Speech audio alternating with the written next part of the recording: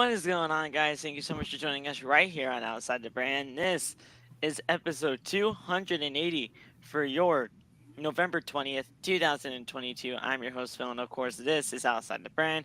Thank you so much for joining us right here on your Sunday nights, wherever you may be. Nate over here be just jamming out to the Roman Reigns intro that we got over here.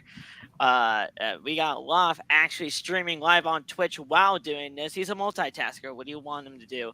And then we got my boy TJ Gatsby, Mr. Discount Montez Ford himself. What's going on, brother? How are you doing today? I am doing great. And why is that?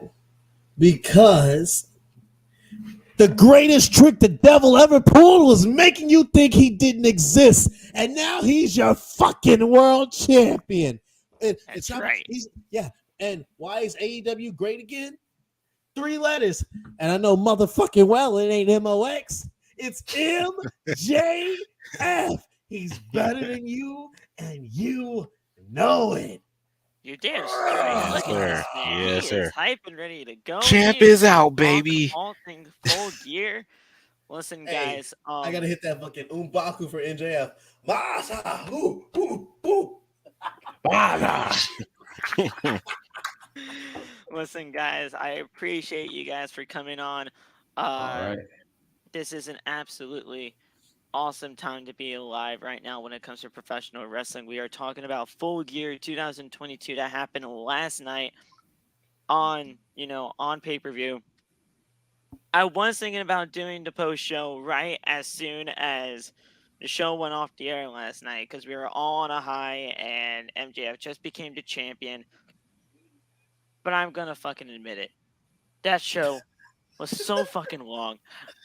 I was not gonna be able to stay up. I wasn't. So. 5 hours of my life. As soon as the ref said 1, 2, 3, and the MJF held the title, I said, "All right, good night." Yep, I did the exact same thing. Loft was there. I'm like, yep. Yo, Nate was almost out of here, dog. Bro, I was trying so hard, bro. Nate helped me, brother. I was watching that whole stream. And I appreciate it. I appreciate it, bro. Man, I was trying so hard, bro. I knew what to expect, bro. But like as soon as it hit like halfway there, I was just like, the whole stream went crazy when Jamie Yams won. I did not expect that, bro. I was going crazy. Yeah. My stream went crazy. I was live on TikTok too during the whole show. And the stream went absolutely crazy. I went crazy because it was just it was just so incredible seeing the growth that Jamie Hayter has had, because basically she has been a day one superstar here in AEW, and to finally see her have the growth that she took all the way from being a day one woman here in AEW to now being the interim champion. I you know what, honestly, I don't even count it as interim anymore. She's the women's champion. She's legitimately the champion right now because Tony Schiavone didn't do anything. You're good. You are actually really on point last night, Tony. I appreciate you. The fact, after everything that happened with the way that Jamie Hayter, she progressed, she got the crowd behind her, she earned that win. She definitely earned that win, and I could not be more proud of her, and I could not be more proud of a lot of the people that won their matches last night. A lot of the calls were correct, if not all of them. And the fact of the matter is, I do believe, and this is without a shadow of a doubt, just like my personal opinion here, you guys can sound off as well. To me, this year in AEW, this is the second best pay-per-view that we've had in the company for this year in 2022. Number one was obviously AEW Revolution. AEW Revolution was absolutely fantastic to me.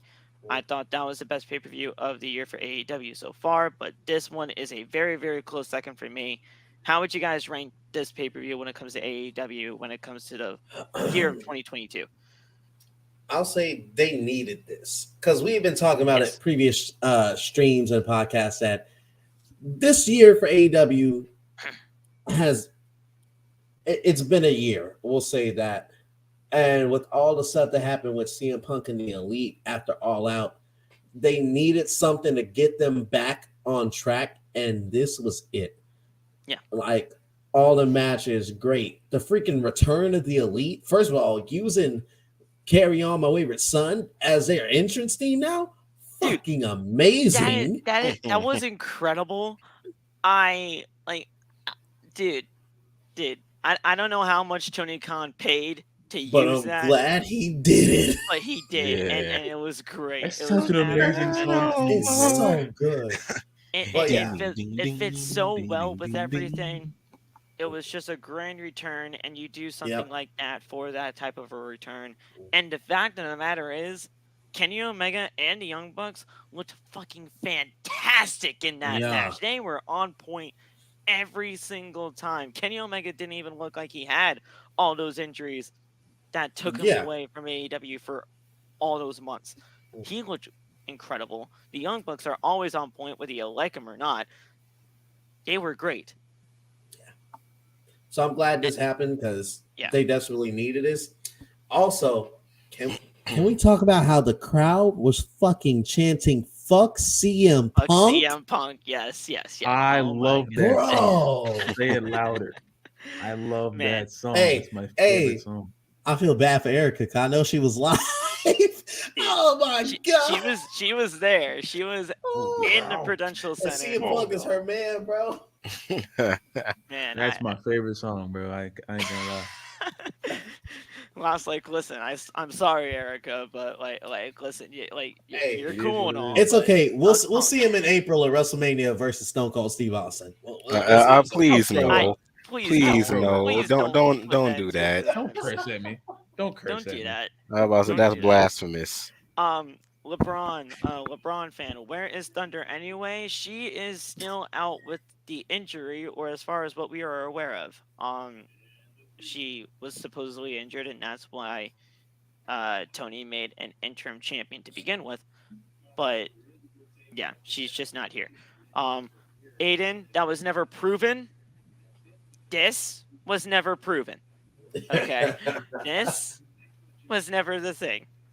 Okay? That's crazy. But guys, everything about it was incredible. We're going to go from top to bottom, everything that happened on the show from last night. Everything. I just thought this show was absolutely incredible. And like TJ said, this was an absolutely much needed show for AEW. And if anything was taken away from this show, everybody in that locker room should be proud of what kind of pay-per-view that they did last night, because that kind of a show with that great of a reaction from everything, that boosts your morale super high, and they can carry that momentum heading into the rest of the year and hopefully heading into next year in 2023 with the utmost of just getting AEW back to where it was, back to its roots, and that is what I'm really most looking forward to the most. Yeah, I was gonna say that's kind of how you end the year off on a bang, especially with the year that AEW had. It's been a lot of crazy crap in AEW as far as contracts, CM Punk, the Elite, Sammy Guevara, Eddie Kingston, a whole bunch of other stuff. Like it's a lot of stuff going on within that company, so they really needed to do something, and I think that this pay-per-view was that something, and it's also a great way to go out for the rest of the year. So give positive vibes to everybody in the back within the company and stuff too. So yeah, man. And I have to give props to Tony too, man, because and that's TK that I'm talking about here. I know there's multiple Tonys here. I have to specify.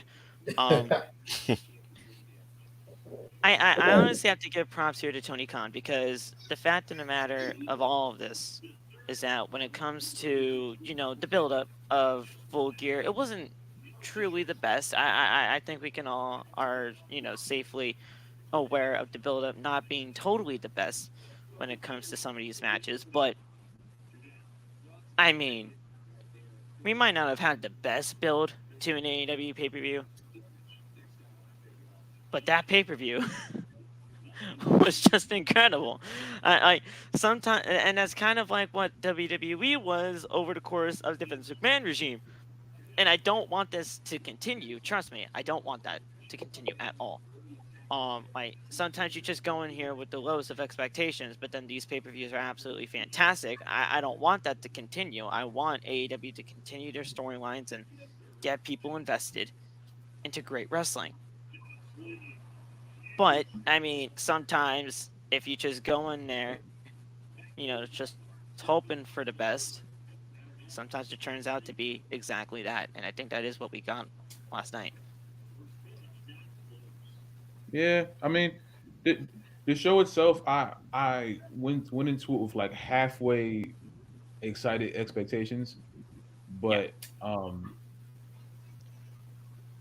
don't think there were any matches on the show that disappointed me. There were some that I expected to be better, but at the same time, it was a much better show than I was expecting. And for the most part, all the decisions were done correctly by Tony, and I really expected Tony to mess something up. Part of me wanted him to mess something up so I could yell at him, but yeah, he did good. He's good with me right now. He did good with me right now. So is Tony Khan officially off the burger watch right now? Oh no, he's the burger. He's the burger forever. Yeah, he is the burger. Well, apparently not to Jay. Yeah. If you saw that video, you started was hilarious. He's like, I smell the ketchup. I was like, let's do some burger shit. This was hilarious. Man. Oh man. We're gonna get into everything, guys. Steven, what's going on, brother? How are you? We got Tommy in here as well. Russell Spot, Darian, what's going on, brother? You guys are incredible for showing up here tonight. Supernova's up in here as well. We're going to be talking about everything. But guys, I want to let you guys know that we are super close to getting that 700 subscriber mark. We just need your guys' support much more. Hit that subscribe button. Turn on the bell for all notifications. You guys know what to do. Go down in the description. Go down there, and you guys can check all the links that are down there for all the social medias that are associated with everybody here. And yeah, you guys can also support us on bonfire.com, the exclusive home of Outside the Brand, and it's merchandise. There you go. And I don't really want to waste anybody else's time. I think we kind of could just get right into things here. And we're going to be going through all the matches. If you guys saw our preview and predictions for this show, we actually kind of unintentionally did a watch along for the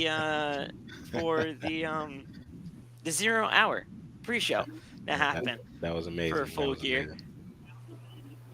Yeah, it was unintentional, but it worked out.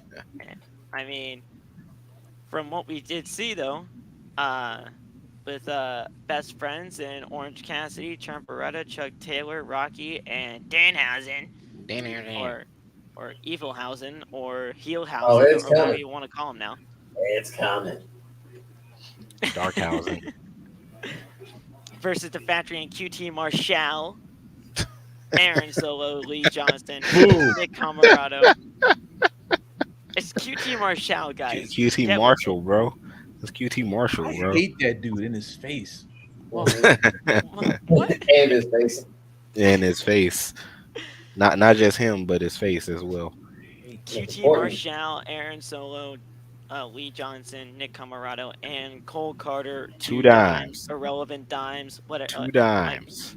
Two nickels. You want to say QT Marshall, but you want to acknowledge 2 stacks or 2 pennies. Yeah, no, it's irrelevant. 2 pennies. Ridiculous. He's absolutely irrelevant. 2 stacks and 2 pennies, bro. Cole Carter with a K? Who spells Carter with a K? At least QT Marshall actually, rolls off the tongue. No. Yes. No. Yes. QT Marshall. You know what rolls off the tongue better than QT Marshall? QT Marshall. No, that's not how you pronounce it. Marshall. But that's not how you pronounce it. Marshall. That's never how you Marshall. pronounced it. If you actually knew how to pronounce it, you might actually be with me on this. But nah. He sucks. It- What's his it- finisher? it's just- He sucks. Yeah, what's his finisher? It's like a rolling. See, it's like a exactly. You rolling can't even DDT. tell me. You can't even tell me. It's some sort of DDT. I don't give a shit. He's on dark most of the time. I don't watch dark. So his name should be QT Darkshall. There you go. Oh, dude. That's Oh, better, my at least. I mean, listen. Listen. Obviously, the best friends won this thing. It was actually 4-on-5 for the majority of this match until Danhausen showed up all evil and heel like. Yo, what the heck was that he poured on dude though? That's what I want to know. Was Dude, I that got like no rice? What was that? Some uncooked rice that he just poured on him? Dude, I got no idea. I mean,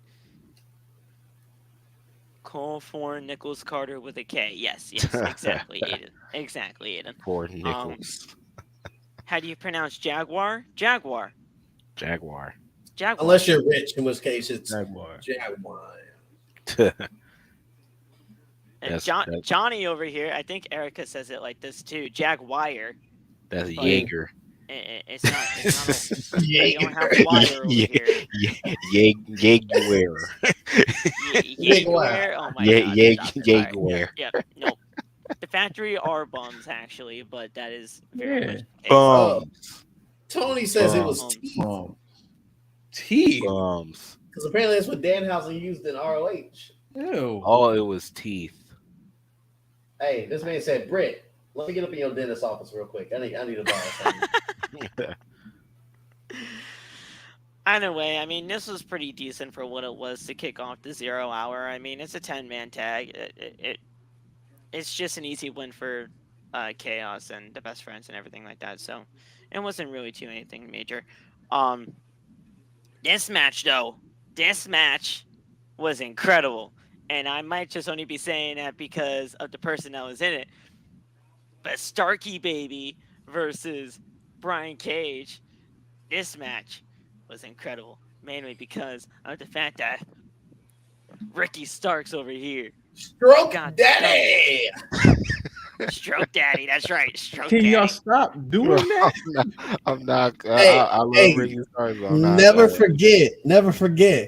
At Never Ricky forget Starks, the name. where's the Philly street fight in Philly, you dumb bitch? Never forget the name Stroke Daddy. That is legitimately his name. It's just, it's incredible. Ricky Starks going to the finals against Ethan Page next week, this coming Wednesday actually on Dynamite, to see who faces MJF. Now MJF at Winter is Coming for the AEW World Championship. Now, Ethan Page, you can obviously see him potentially winning because of the firm and everything like that. But if you want it to be an actual success, if you want this tournament to be an actual success, you give this to fucking Ricky Starks. This is Ricky Starks versus MJF would be incredible, and it's Stroke Daddy all day, baby. Come on now, let's go. Those promo battles, that shit. Dude, I'd be tuned in just for the promo battles alone. the mic alone.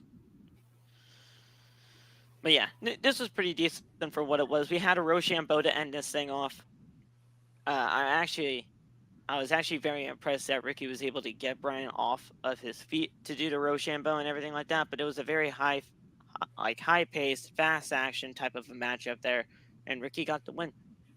Very happy for that. Very happy, indeed. And then, what's going on? Oh, I thought Waff was gonna talk for a second. Oh no, I'm very scared for Ricky Starks. I want him to win, but at the same time, I don't want MJF to lose. So I'm like, Yeah. I know that match is happening sooner or later. So that means Ricky needs to beat Ethan, and then when they face off at Winter is Coming, the firm needs to bust that match up to a no contest. or technically a disqualification. There's Not a not that bad many idea. disqualifications in AEW though, so it's kind of, I don't know. That might be a sticky situation. I don't want to see Ricky lose, but MJF is not losing that championship anytime soon. Yeah, So there's like, no way he's about to be a transitional champion. Fuck no. no, like there's no way. And if it does happen, Erica, I need you to talk to your mans and ask him what the fuck. Yeah, Erica, come on now. I think we know what the real situation should be here. I feel like Erica is low key booking these shows, and just Tony's passing it off as his own booking. Listen, man, it's not too far off. It's not too far off of a situation. The main event of the buy-in / 0 hour was incredible. I thought Eddie Kingston and Jun Akiyama was a fantastic way to end that buy-in, just to get right into the show with. I thought it was very hard hitting. Jun Akiyama, that was the first time I ever got to see him, like just in action, period. And I thought he and Eddie Kingston did very well together. I really did. I think that's my favorite genre of wrestling now. Eddie Kingston versus murder wrestlers. That was such an entertaining match too. Freaking yeah. I can watch that shit all day. I just love Eddie Kingston. I just love his his he takes every match and he just he turns the volume up to 10 and it's just we're gonna get the best of Eddie Kingston no matter what type of a match it is. Yeah, he's freaking awesome. He's freaking awesome. I want him to be World Heavyweight Champion at some point, but I don't know if they're willing to go that far with him. So it's just, I don't know. But I for sure see an Eddie Kingston MJF feud. I for sure see it. Because think of the mic work, bro. Think of the mic work. Yeah, man. Alone in that. Like, Eddie Kingston could be a good choice. I mean, hell, you know what? I know this is... We'll talk about MJF potential opponents when we get there. I got some people that I want to see him go up against, but man, Eddie Kingston would be so perfect against him. I was about to say, and then Eddie Kingston ended the pre-show off in a fantastic way too, where he got cut off. Oh yeah, the promo. The promo that he was doing. We got Dr. Britt Baker D.M.D against the Ray. Oh wait, they're telling me gotta go. Okay, I'm behind you. Like, bro, just dipped. Like, what? Hey, and the way you hit that, folks. It's 7:53, 40 seconds. Buy the damn pay-per-view. That's awesome. He was going through everything. He was going through the card and all that, and then all of a sudden, when he gets to Saraya, and Britt Baker is like, "That's my match. That's my match." Oh wait, I gotta go. All right, I'll see you later. Bye. Him and Mox just had the best moments this week. First, on Sunday, the show on Saturday or Sunday. Your show on Saturday or Sunday? Saturday.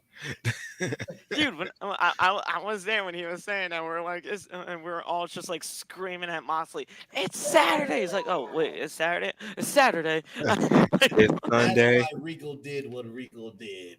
Because that's fucking it, bro. That's wild. He did what he did because he didn't know the day. That's crazy. That's wild. So I've seen heel turns for stupider reasons, if you ask me. True. Very true. Ray, you wouldn't let me win the fatal 4-way, even though we're technically opponents. I must kill you now.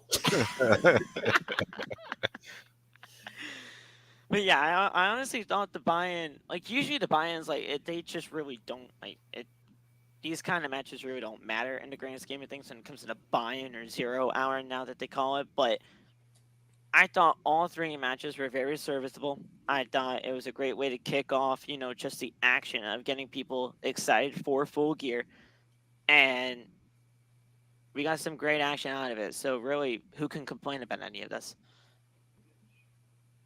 It was just 3 solid matches heading into the show.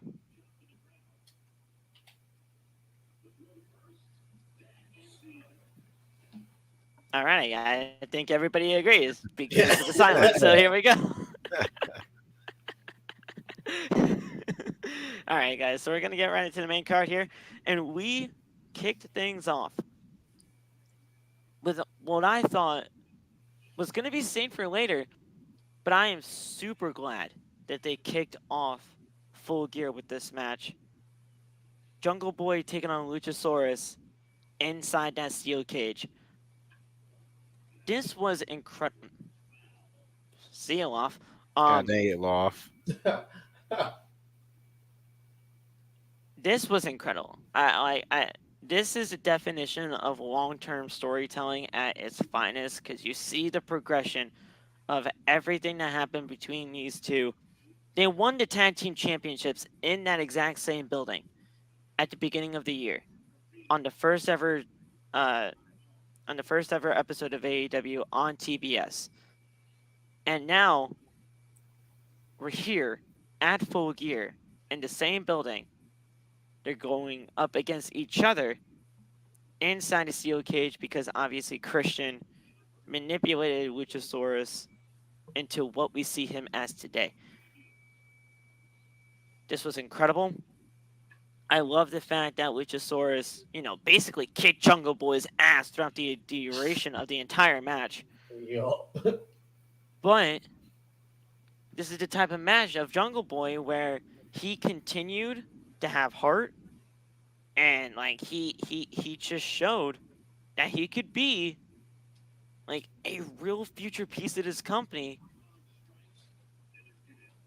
He was just incredible, and that dive off the cage, that elbow, Oof. the table didn't. The table broke, but it slowly broke. Yeah. I felt so bad because that spot was supposed to look so much cooler. Yeah. But it just, yeah. This is the type of a win, though, for Jungle Boy that'll catapult him to higher heights. This was incredible. I thought everything about this was great. I really liked it. I like this man turned into a fucking fountain during this match. But I like that Jungle Boy went a lot though because that showed listen, I'm gonna have to fight. I'm gonna have to fight my ass off just to get this win, and he did. Mm-hmm. So now that means Christian, you better watch your back, cause we're definitely getting Christian versus Jungle Boy at some point. Christian just has to get better from a shoulder injury or whatever it was. But Nate, I mean, the fact of the matter of all of this is that Jungle Boy proved that he could definitely be a future piece of this company, whether it's like in that TNT Championship type spot, or he has gone for the World Championship before. I mean, yeah, sure, it was during the 2020 pandemic era of AEW, but if people can get behind him that quickly already, who knows what this kid could do? Yeah, Jungle Boy. I'm not gonna say he silenced the haters just yet, but Right. a lot of people need to stop hating on Jungle Boy because he is a fantastic wrestler.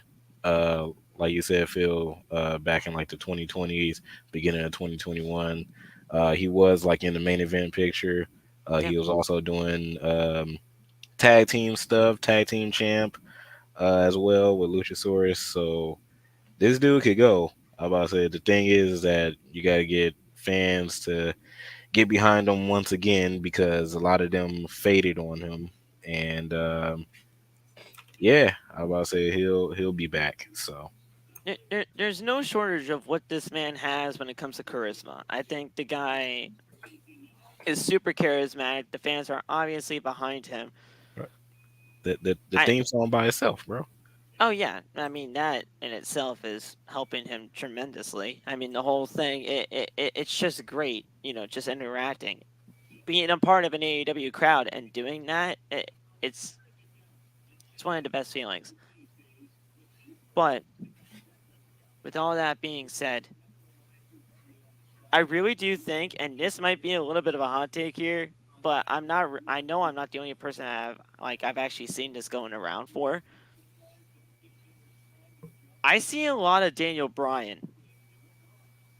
in Jungle Boy, or at least that type of an arc for him. Like, the guy's undersized. He, like, not a lot of people really believe in him to be like a possible world champion within the company.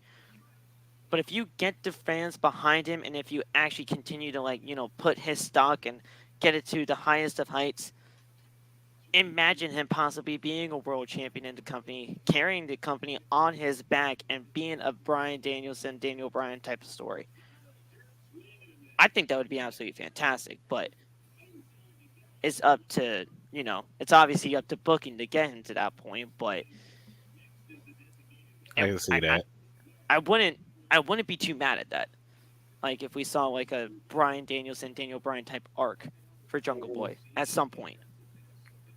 Yeah, just that heart and soul of the company that never quits, even though everything, like every fucking obstacle in the world is getting thrown at him. He just fights to win, keeps finding a way to win, and then eventually get that big match and you pull out that strong, divisive win. Yeah. Thing is, remind me, what's his finisher? See, now that's it's the snare trap. It's that snare trap submission that he used. I feel like he'd need. I mean, not necessarily. Yeah. Bryan. Because Bryan won with the belt. Yeah. He just need to build up the snare trap more. If not, get him a good secondary finisher that could literally be like, oh my god. No, is he gonna? He hit the frog splash, and oh my god, he did it! But yeah, if you could build up that snare trap to be something devastating like the LaBelle lock is, then yeah, I can see Excalibur making that fucking call, or Tony Schiavone making that call. Just a thought. When it comes to all of this, we've seen underdog type stories before in pro wrestling. It's definitely not out of the realm of possibility. Yeah. Jungle Boy, he fits that build tremendously. Yeah.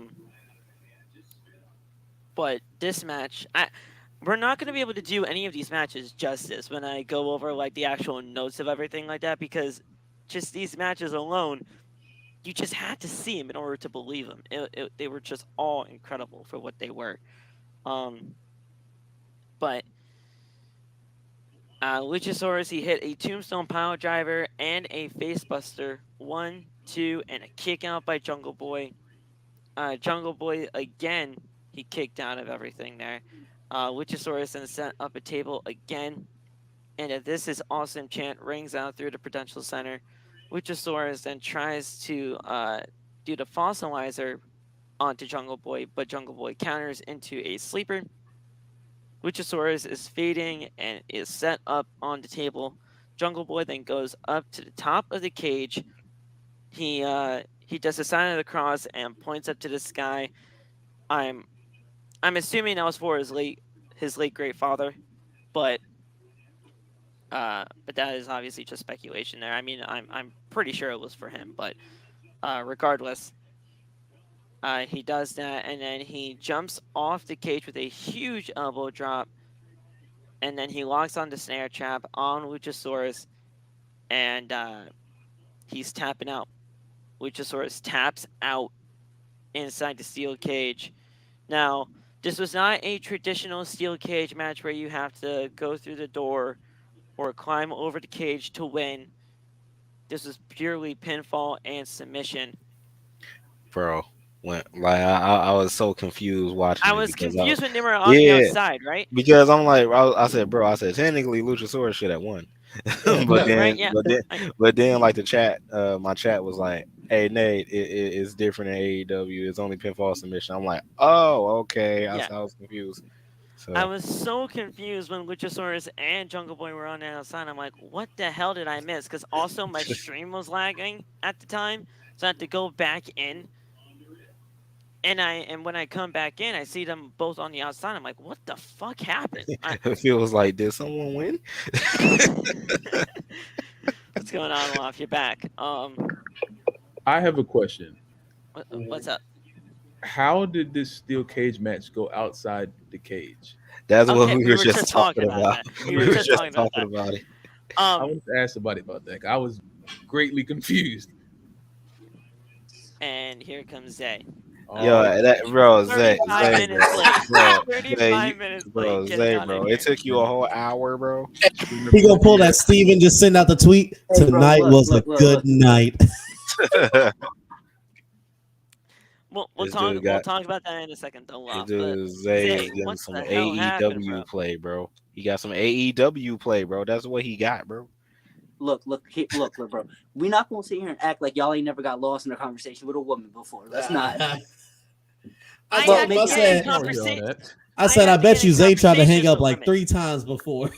Bruh, she said that she was gonna give him the full gear. You feel me?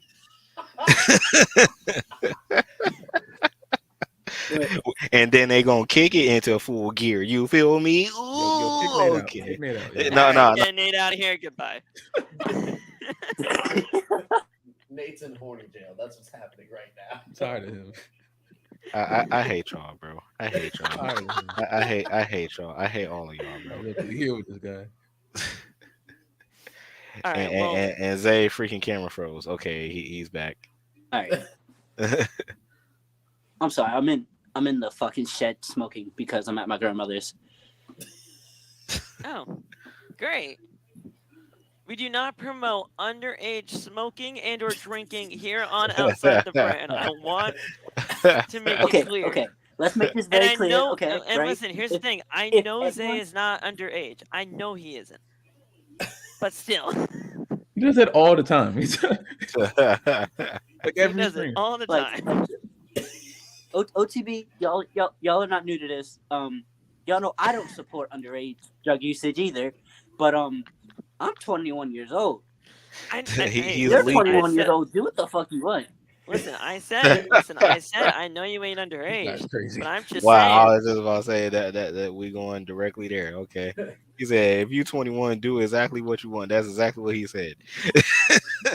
YouTube said, I think the fuck not. YouTube said, that's why we have age restrictions.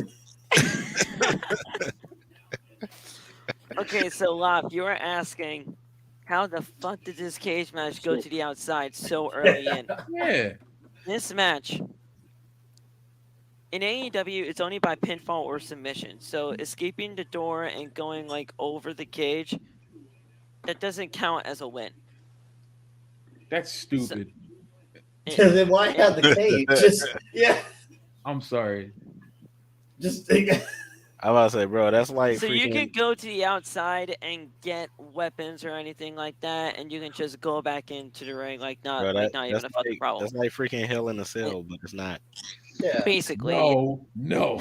I would say because if I get out the cage, I'm not coming back in the cage. If I'm getting a weapon, I'm taking your ass to the back. I'm about to try to beat your ass in the but the pinfall has to happen inside the cage. So you're I'll just beat your ass back there, then drag your lifeless body back to the ring. I mean, it's like that Extreme Rules match. I think that like Bryan and Kane had back in like WWE at like Extreme Rules or whatever. And like I think like Daniel Bryan like he like used a goddamn like forklift and dumped Kane into the ring. Or something like that. I don't know. It was some kind of pay-per-view. Oh, like yeah. I remember what you're talking about, where he had like the forklift. Yeah, like he put Kane in like the bucket of the forklift or whatever, and like drove it to the ring. It was kind of crazy. And Zay left. All right, listen, I'm gonna have to get this man a laptop for Christmas because this man. Man, I'm about to say Black Friday deals right now, guys. You can get a cheap laptop for like $50, probably. How do you guys feel about Luchasaurus tapping out, though? How do you guys feel about that? Boo. Should have passed out. Boo. Yeah. Should have passed out. Yeah. Tap out was dead. Yeah, I feel the same. What do you think, Say? How about Luchasaurus tapping out? I mean, you were there, so how do you feel? Not the biggest fan of it from like a story perspective, obviously, but for the match, you need to bookend this. Jungle Boy does need to move on. He needs to do something until Christian comes back. So, for story ending purposes, yeah, he needed to tap out. If they're going to continue, they shouldn't have made him tap out.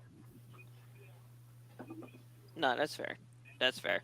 Yeah. I was kind of shocked that he tapped out too. I mean, it's obviously it's an underdog story, like I was saying before. But having him pin Luchasaurus outright kind of would not have like. It's just kind of a sticky situation. So I think a tap out was probably the safest choice there. Also, I think doing like a pass out spot would work if Luchasaurus was a baby face. You don't give a heel a pass out spot. True. Yeah, I can see that too. Actually, yeah. Either way, I thought this match was incredible, and this was a great way to kick off the show. For me personally, the 0 hour wasn't all that exciting until Ed Kingston and Jun Akiyama beating the fuck out of each other. I mean, they were just 3 serviceable matches. That's all. It was just serviceable. Yeah. I mean, I really liked the Eddie Kingston match personally, but this actually kicking off the show set like the entire crowd into a fucking frenzy. It was perfect, especially for what they were doing next. Oh yeah. I think like this was the best first 2 matches that ever kicked off an AEW pay-per-view ever. Like the next match, if you guys didn't see the show, was obviously the trios match between Death Triangle and the Elite. Now the Elite came out to, like we were talking about earlier, to carry on Wayward Son by not Queen. Kansas. Kansas. Listen, it's all right.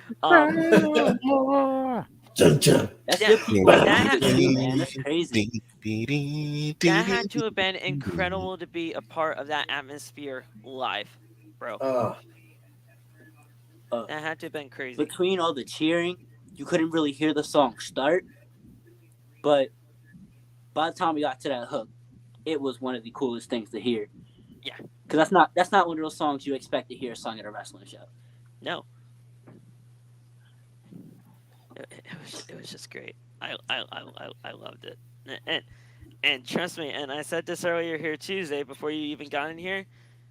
Kenny Omega and the Young Bucks, whether you like them or whether you hate them, they looked absolutely incredible. It's like they didn't even miss a single step from being away for 3 months. And it is genuinely surreal to see. Yeah. I mean, usually these 6-man tag team matches are always spot fest to begin with, but sometimes you just like a good spot fest, and it's just incredible to see. Especially after a steel cage match that was bloody and shit. A good, like, just flippy dippy doo-dah. Yeah. Nice shit. Now, Loff, I usually feel like you really don't like these, like, flippy dippy, like, spot fest type of matches. How'd you feel about this overall? No. You're gonna Braun Strowman me. Well, listen. I know sometimes you don't like it. It just depends on who it is. I guess. I'm about to say, Phil, his favorite wrestler is Jeff Hardy. That's the thing, flippy dippy do that. Well, no, I mean I'm talking AEW sense, because sometimes, and when it comes to AEW, locked in is sometimes like this. Right, he's in AEW. So I'm not talking about Jeff Hardy AEW. Jeff Hardy AEW is not like WWE's. You know that for a fact. You know that for a fact, because Jeff Hardy didn't. I'm messing with you. I know what you're trying to say, but only thing is, I don't have an issue with that kind of stuff. I have an issue with the Elite. That's my issue. I don't have an issue with their style of wrestling. I have an issue with them and the narrative around people that like the Elite were the knights in shining armor and CM Punk was the bad guy. I don't know why Tony Khan decided to just make a best out of 7 series because you know that's going to end with the Elite winning. I'm not sure why in the world you have. I'm happy Death Triangle won, but all that happiness went away when I saw the best of 7 graphics. So I'm like, now you are We'll talk ruining about what that just best of happened. 7. Yeah. It's just it doesn't make any sense because you know that's what's gonna happen.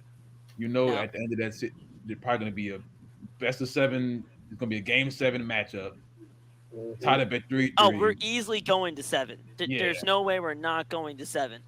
We're going to the Kia Forum Yeah. in Los Angeles, and they're going to win the tag team titles there. Yeah. I do. I'd be surprised if it didn't go to 7. It'll go to 7.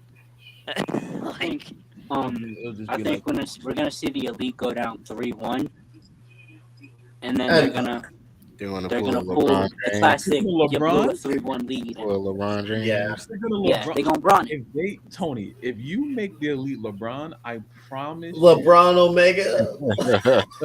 I am going to stop. Something's going to stop, and I don't know what it's going to be, but something's going to stop. Something's going to break. Someone have to explain to me why you just did that in front of my face. Because I'm telling you, bro. first of all, the Young Bucks did not have success. I'm gonna keep saying that until my last breath. The Bucks, they're bums. They have been bums. They were bums in TNA. They're bums now. Kenny Omega, I'll accept him because he's a great competitor. But I'll say this about the Bucks. It's over. I blame them for the super kick not being a top tier finisher like it used to be. I blame them niggas for that shit. Yeah. Super kick party. People tried to Meanwhile, tell me that you should be dead. You just took 5 super kicks. Why the fuck are you back up? Okay. I think I don't want to see them wrestle anymore. I think the Young Bucks catch all the shit for the super kick being like lessened, but that's just because they're like the only like real big names out of the indies that like built a character around it after so many people blamed them of it. Because they're mid and they suck. That's an incorrect statement, but you're entitled to your opinion. Them V triggers though. I was so mad I didn't get to see one, like a real proper one. Like a ticket. But you got one. Yeah, I did. I wanted. You got them. I wanted him to like knee Pac's fucking head off. Yeah. Oh, you wanted the one that he did to Bryan Danielson at Grand Slam type of thing. I wanted that. I wanted a Joey Janela when AEW first started type of V trigger. Dude, one that got that 3 months of anger in it. Catching in midair. Smack. Dude. Not that Mandy Rose type stuff. Yeah, boo. Boo. This match was incredible though. I really do think that when it comes to all of this, like the Death Triangle winning shocked the fuck out of me. I'm not gonna lie. It did. But I'm glad they won. I'm very glad that they won because if Death Triangle lost in that match last night, that's like Hulk Hogan politicking type bullshit right there.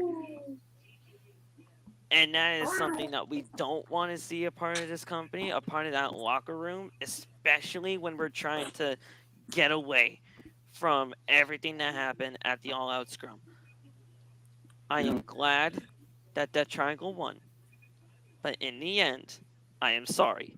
The Elite are still going to be Trios champions. It sucks. They're the trio definitively in AEW, in my opinion. So they have to be like the first proper champions. I do think that Kenny Omega does fit a lot more in a singles capacity more than a trio. But this is what it's going to be. This is what it's going to be. And then when the Elite finally do lose those trios championships, it's going to be better off for whoever does it in the end. It I should think- be better off for the Death Triangle now because they haven't done anything wrong. If anything, it should be better off for. It should be better off for House of Black. That's who I want to see beat the Elite. I think better. like with Kenny Omega and the Elite, I think they just brought him back just to like get his feet re-wet. Because he'd been out for like that many months. So I think they were just trying to do that with him and the Bucks for right now until he's back to, you know, the main event picture and stuff like that. Listen, people already call Chris Jericho the Hulk Hogan of AEW, so Kenny Hogan, it's not all too crazy. The Ocho. No, We'll I'm talk gonna talk about Jericho. No. We will talk about that Fatal 4-Way because I thought that Fatal 4-Way was fantastic last night. But you enjoyed that? I love that Fatal 4-Way. That Fatal 4-Way was good. That Fatal 4-Way was fantastic. Nate, you too? Oh, I was. Yeah, I saw you. Nate, Bro, you was in my life.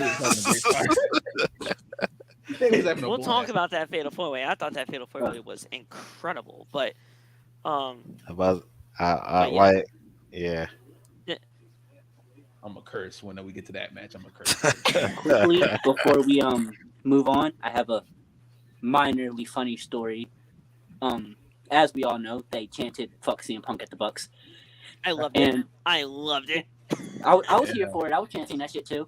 But no kid in front of me while I was yelling. Erica, I know Erica wasn't. Fuck CM Punk. There was this like little 8-year-old child in front of me, and I heard him at the just barely chanting, and then he got popped in his mouth before I could like barely hear him anymore. Oh, damn, bro! You should have recorded that. Oh man! And I couldn't help it. Have fun. To me, if it was my kid, to me, if it was my kid, I'm like, listen. Yeah, smack. I'm like, listen. Here's the thing, kid. Listen, your mom isn't here, right? Your mom doesn't like pro wrestling. That is okay. But when you're here with me, nothing leaves this arena. Nothing leaves. So if you want to chant, go for it, buddy. I'll allow you. In fact, if you hear the crowd chanting "Holy shit," you better do it. You're grounded. I will ground you if you don't. Or you're grounded. Just go for it. Go for it. You're okay. I actually agree with that because when they got up to go get food during the Jade Cargill match, of course, people behind me were like, he was like, he really shouldn't have popped him in the mouth. It's a wrestling event. Everyone knows they're gonna cuss here. Especially AEW, where they say shit every other word in a promo. I was like, you could have got a free pass so much. If it was WWE, that's different. But AEW, there was a kid on AEW like Dynamite Television that like the cameraman panned to like a few months ago. Of like I think it was like a Christian Cage promo. Yeah, the kid is legendary. like that kid was absolutely fantastic, and the founder's like, all right, well, yeah, go for it, bud. I'm fine with it. Like, yeah, it's a looser environment. That's what makes wrestling events fun. But I just thought it was funny because it happened so fast. I couldn't help myself but laugh at it. Yeah, simple smack. Oh my god. fuck you now. Oh yeah. I don't even think he enjoyed the rest of the match because he sat back and slumped back in his seat for the rest of it. He had his feelings were hurt. I care about shit after that. Man, fuck this match, fuck these wrestlers, fuck this show. I'm leaving this arena. This little kid in all this Darby face paint just slumped back. I was like, this is funny and oddly adorable because he was so upset. He was so sad. I would have got him a soda, and that probably would have made him feel better. Like, hey kid, you want a soda, bro? Like you look like you down. Listen, like it's harmless fun. Like if you're just there with your family, if it was my kid, he was just only there with me. Like I'm like, go for it, bud. You're cool. Like, shit. I might have got him a soda if the fucking Prudential Center took cash. Yeah, no. When I was at the XL Center for the Dynamite before Full Gear, they didn't have any sections for cash either. It was all card. I'm like, really? I'm glad I brought my card. Because, You know what I sacrificed because I was hungry and really wanted some food. I missed singing Judas. Oh, why would you leave during that though? I left during the Jade match. I left during the Jade match, to be fair. Oh, but a lot of other people did, and the line was long. Very true. Very true. And once you passed 5 minutes, I thought we might get 10, so I was comfortable waiting in line. No. No, listen. He said 5:01. That's it. You can't expect the Jade Cargill match going 10 minutes. Come on now, bro. She went on for 5. I thought we might get a normal length match. I said it in the group chat right after I commented about how that thing be thanging, but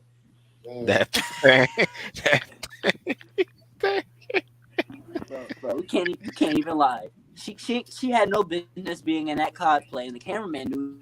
He was TJ was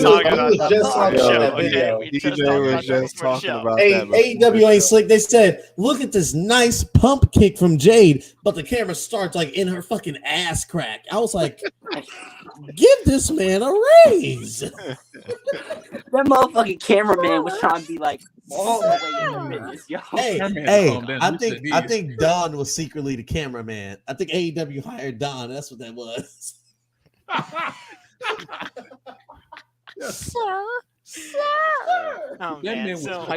It couldn't have been because Jamie Hayter won the title. His ass dumbass would have hopped in the ring and started licking some feet or something. Oh, dude. All right, listen, we'll talk about Jamie here soon. But let's go through Jamie Yams. Let's go through the final portions of this match so that we can just talk about the Jade match for about 5 minutes, and then we'll just go to the next one. Because let's be real, the Jade Cargill match was over just like that. It didn't it wasn't really. Because Nyla's not ready. You know what? She wasn't ready for all that Thundercat. Yeah. Round. That was a thunderclap. But anyway, Nyla's very serviceable. I'll give her that. But was she really going to be the one to beat Jade Cargill? Fuck no. Of course not. She doesn't have it. She ain't got the juice like that. I missed her fucking entrance. Everyone's telling me she came out on a lowrider, and I'm pissed that I missed that. Yeah, bro. She pulled an Eddie Guerrero with Vicky Guerrero. And Vicky was wearing a Rhea Ripley t-shirt. No, what? No. That's an Eddie Guerrero t-shirt. No, she was wearing the mommy t-shirt. No, it said Poppy on it. She was wearing the mommy t-shirt. I probably got to relook at it. Somebody pull it up. I guarantee you she was wearing the mommy t-shirt. I'm pretty sure it's the mommy one. Yeah, so how the fuck did Tony allow that? I mean, I get it's the same font for Eddie, but still, it's now WWE licensed merch. I mean, all right, so it's the same thing as yeah, everyone's saying it said mommy. Yeah. Shit, I forgot what I was going to say. My bad. Let's get through the final portion, and then we can talk about that TBS title match. So, a sling blade happened by Penta to all 3 members of the Elite, and then a triple super kick, they triple super kicked him. A poison rana by Nick Jackson. A power bomb by Matt, a BTE trigger by all 3, 1, 2, and a breakup by Pac. I thought that was probably going to be it, but Pac got there for the breakup. He sent the Bucks to the outside and has the hammer again, that ever so famous hammer that he has. Nick Jackson then super kicks him. Just in time, Nick then takes out Pac. Matt then takes out Penta. Again, a V trigger to Phoenix, but Pac gave him the hammer. A one-winged angel attempt, but Phoenix uses the hammer, and Kenny's out. 1, 2, 3. And that was it. I did not expect the hammer to come into play. I really didn't. But that's why we're getting this best of 7, because of various new means. I didn't think Phoenix was going to be the one to really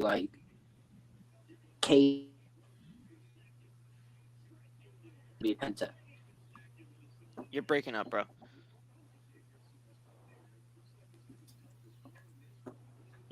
Can y'all hear me? Yeah. Yeah.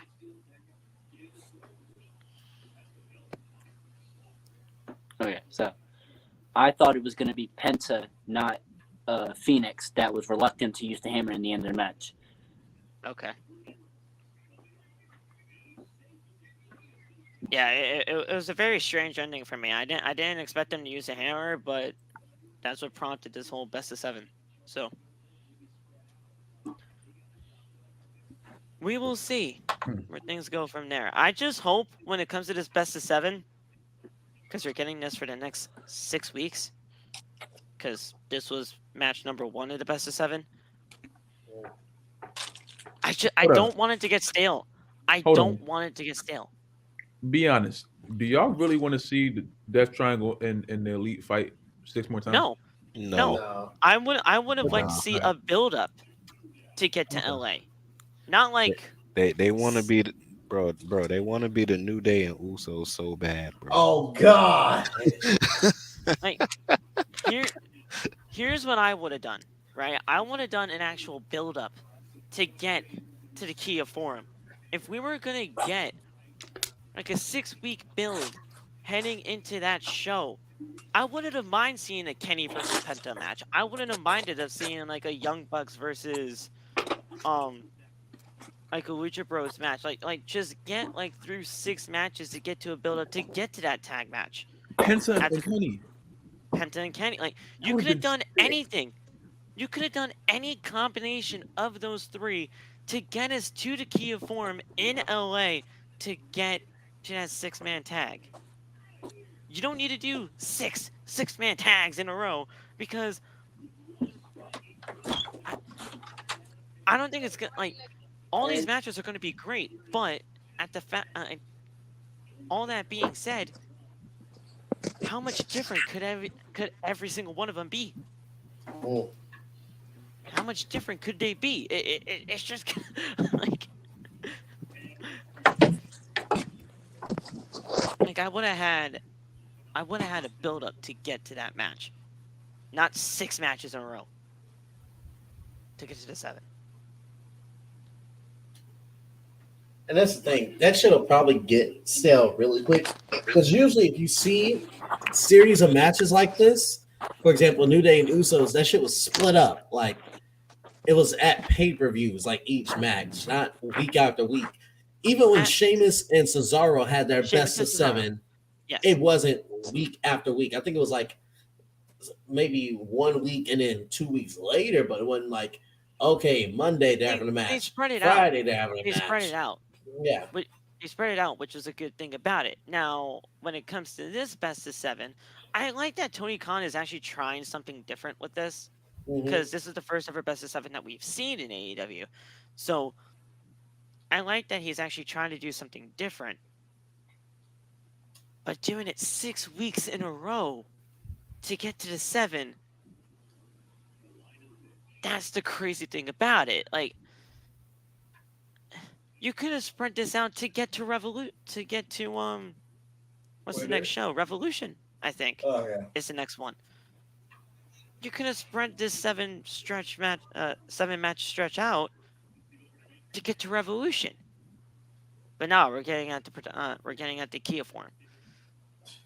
I don't know. It was just a very weird announcement, but I like that he's trying to at least do something new. I don't know. But Yeah. anyway. I would just like to apologize to everybody. I do see a picture. It does say "I'm your mommy" on the T-shirt, so I do. And it's mommy. Yeah, I do apologize officially. OTB apology. Revolution in March. That doesn't matter to me. You could have at least done the 7 matches to get to the final 6-man at Revolution. It didn't have to be 6 weeks in a row for me. I'd rather have it be a build instead of just 6 matches in a row. I don't think it's 6 weeks in a row. It is. Yeah. It The is. only difference. I think it's 3 2 weeks off. I think it's 3 a week off, then 3 a week off. Let me find that graphic again because I swore. Yeah, because there's a split up. I got it. Goes. Yeah, because Kenny's got to be in Japan for the January 4th episode.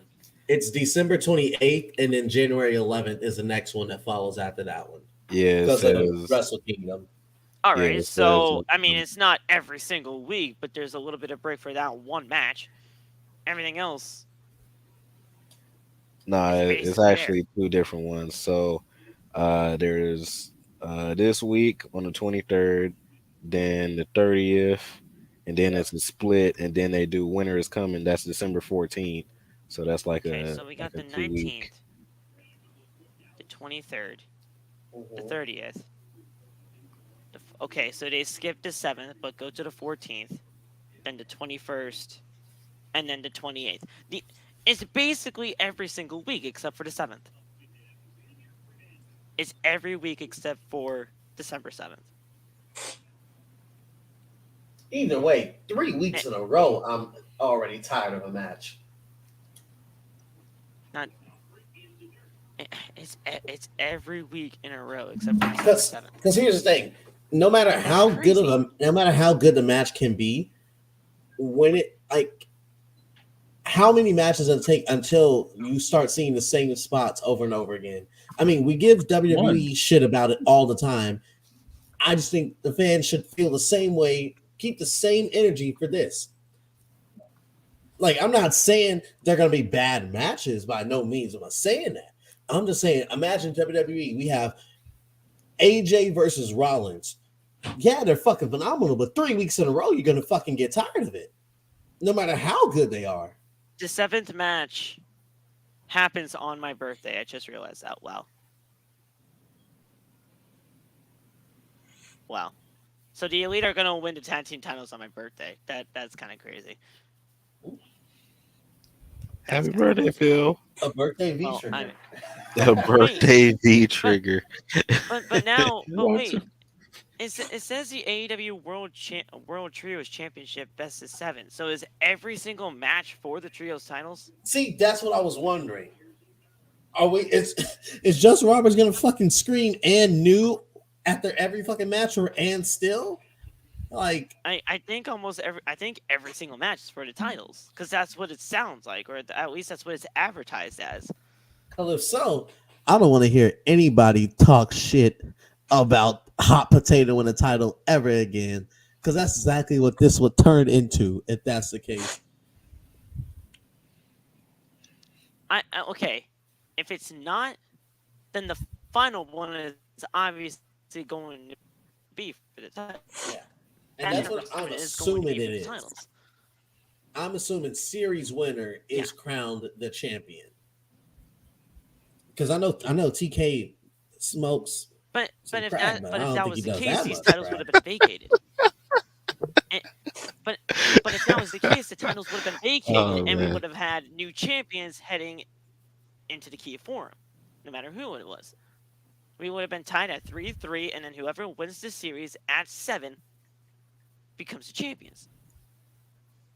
This is so. There's always weird. There's always the possibility we'll see a sweep. True. If this is a best of 7, we're going to 7. There's no way we're getting a sweep. Logically, we're going to 7, but no, we are going to 7. There's no way. I'm just saying, there's a chance there's a sweep. There's no way. There's no way. We said the same thing about Mox beating Punk when he came back, because they always risk the interim title back. There's a chance with TK's booking, absolutely fucking anything happens. The Elite could win the next 4 matches in a row and sweep them before Kenny's even got to go to Japan. Because, hey, I just think for getting a best of 7 with these guys, there's no way it can go to sweep. As much as a 7 match would look good, as good as that would look, maybe New Japan wants to pay that money to see those trios titles in Wrestle Kingdom. I'm just saying, if we make the jokes all the time, if Saudi can pay for a title change, who's to say New Japan can't pay for one too? That's reasonable. However, I think Kenny's beating Ospreay, so I think they'll do a double champion before he goes to Japan if the Elite are going to win the trios titles. I think that's the visual Kenny, AEW, and New Japan are going to want. Double champion. I'll throw a different scenario out there. I also think Kenny's going to beat Ospreay, and that's why I think Ospreay's going to cost the Elite and get in match 7. Because, match 7 is after Japan. Okay, somebody. Nightbot, what is your job? Seriously, what is your job, Nightbot? Because you don't give a shit here. I was like, who's spamming a comment, bro? Nightbot just does not care. Call now for sexy time right now. Please get off my damn cat. Okay, I watch other live streams here on YouTube, right? None of these show up in their chat. Why does this happen to us? And small channel. They only come to the small. They come to the smaller channels that are like below 1K. It's happened to us ever since we hit 500. We didn't have this happen from like 499 below. It happens to Wrestle Spot a lot. It's just bot city. Like, I pretty much always have to tune into Wrestle Spot streams because it happens to him like every stream, and I'm the mod. Oh shit! Really? Yeah, it happens like every stream. And he gets like 4 or 5 over 1,000. So I mean, he's pretty noticeable. Like, I don't know. I think this best of 7 series is, it's interesting. It's intriguing to me. I like that Tony Khan is trying to do something different, but we gotta find out more because we don't know much about it right now. Yeah, realistically, I think this is going to be a story of Phoenix and Penta. Wild idea. I think that's going to be a Revolution match. Ooh. I think it's a great match to have with an actual build because they did it before. Personally, I think it's a good thing to do. And you don't even have to split them up because they're Lucha Libre style. They fight each other all the time. Yeah. Yeah, Penta and Phoenix, they've had so many matches against each other. A lot of bangers. So and that's the way to go to me. But yeah, Death Triangle retained here. I thought it was definitely the right call. I just didn't expect it. I thought the Elite were gonna win upon their return, but I'm glad that they didn't. I'm glad. So the next match was Nyla Rose taking on Jade Cargill for the TBS Championship. Nyla Rose is the self-proclaimed TBS champion, but she had possession of the title when Jade Cargill, who's the actual champion, didn't have possession of the belt. The storyline was complete ass. It did not make any sense whatsoever. It didn't even really need to be on pay-per-view. But we got this match. It was about 8 minutes. I mean, what do you really expect? Nyla Rose is very serviceable in the ring. But Jade, she was not losing this. It is what it is. Yeah. Yeah.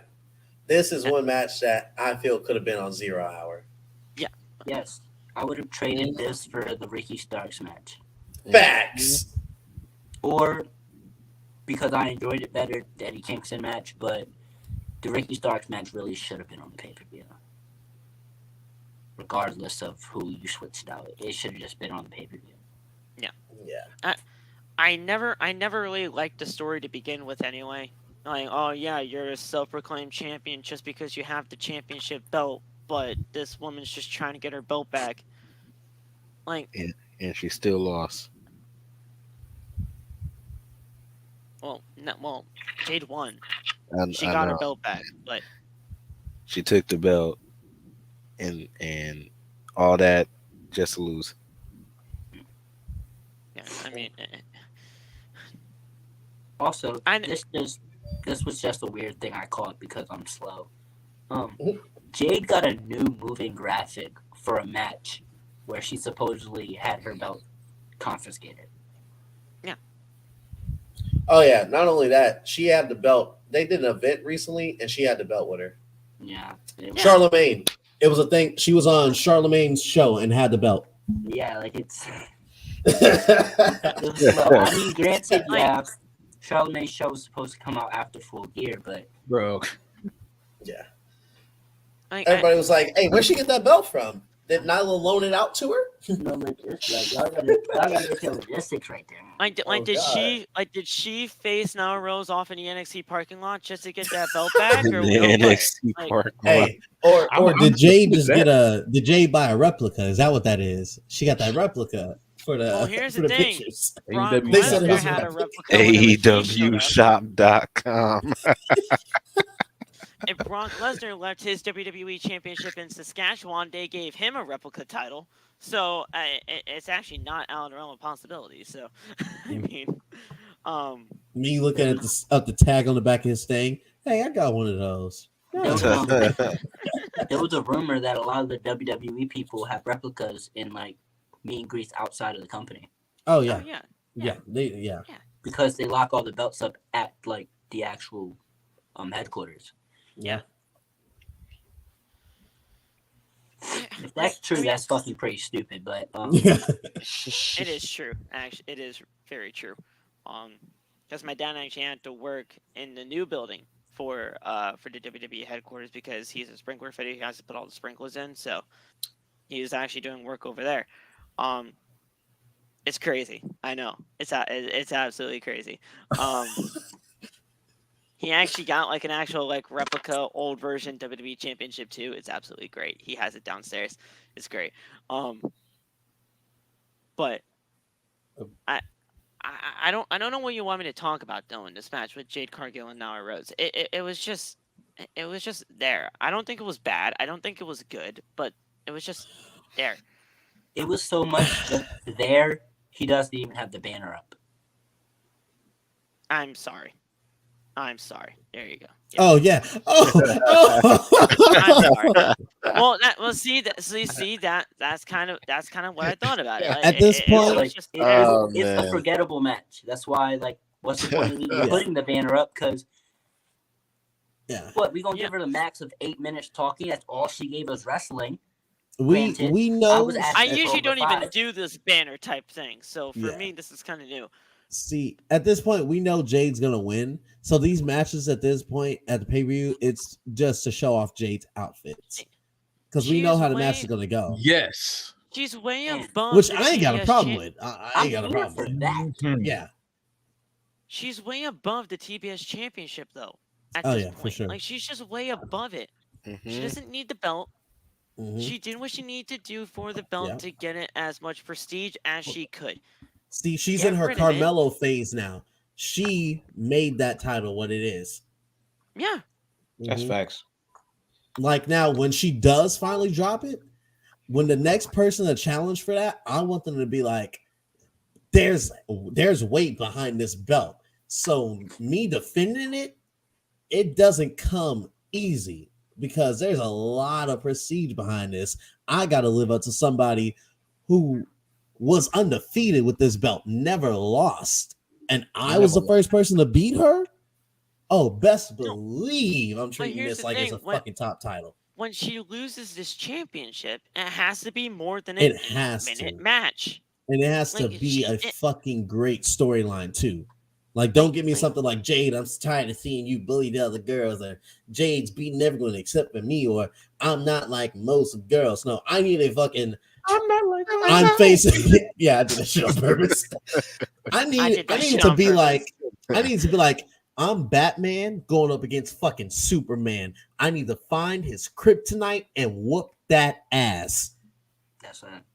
There's obviously some kind of weakness to Jade Cargill that needs to be exposed, and that is what's really going to be the story here.